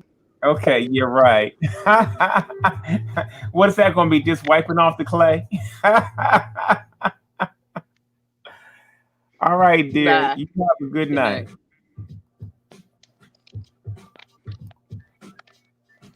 Well, Miss Sheldon Smith, I'm going to let you say good night to everybody tonight as we begin to wind down day 13. 13, that's my favorite number. Is it your favorite number? Well, there you go, man. It is. We got a couple of sign-offs. Yeah, and I'm glad I got to just about finish this piece. So it's looking good, man. It's looking good. You gaining momentum, brother. Oh yeah. Yeah, and I did feel a little like, man, I'm getting there. I'm getting a little tired. I'm like, maybe I don't have to do any work today. Maybe I could just chat or talk, but oh yeah, well we passed the chat zone now. Yeah, let's just keep it moving. All right, my man, we're gonna sign off for tonight. I'll be checking in on you tomorrow to see what's going down. All right. All right, man. Peace out. I like the way that's turning out. Yeah, he's doing a good job on that. It must have something you said. Well, darling, everybody's tired tonight. I know. I saw that. I saw people conking out and dropping off. That's all right. That's part of the quarantine. We can't all look like we work like that all the time. Mm-hmm. This is day number 13. Even our audience is dropping off. I think you're going to be on fire by Friday, Saturday, Sunday. I think so. I'm going to do some artwork tonight. Well, I can't wait to see what you do. Send me some videos for tomorrow. Okay, I got them all in my phone, so I'll send them to you. All right, dear. Well, I'm going to sign off. You have a good night. I will see you in the AM on day number what? 14. Woo, hoo, hoo, hoo, hoo, hoo, hoo. I don't know which direction I'm in. I think you got it either way.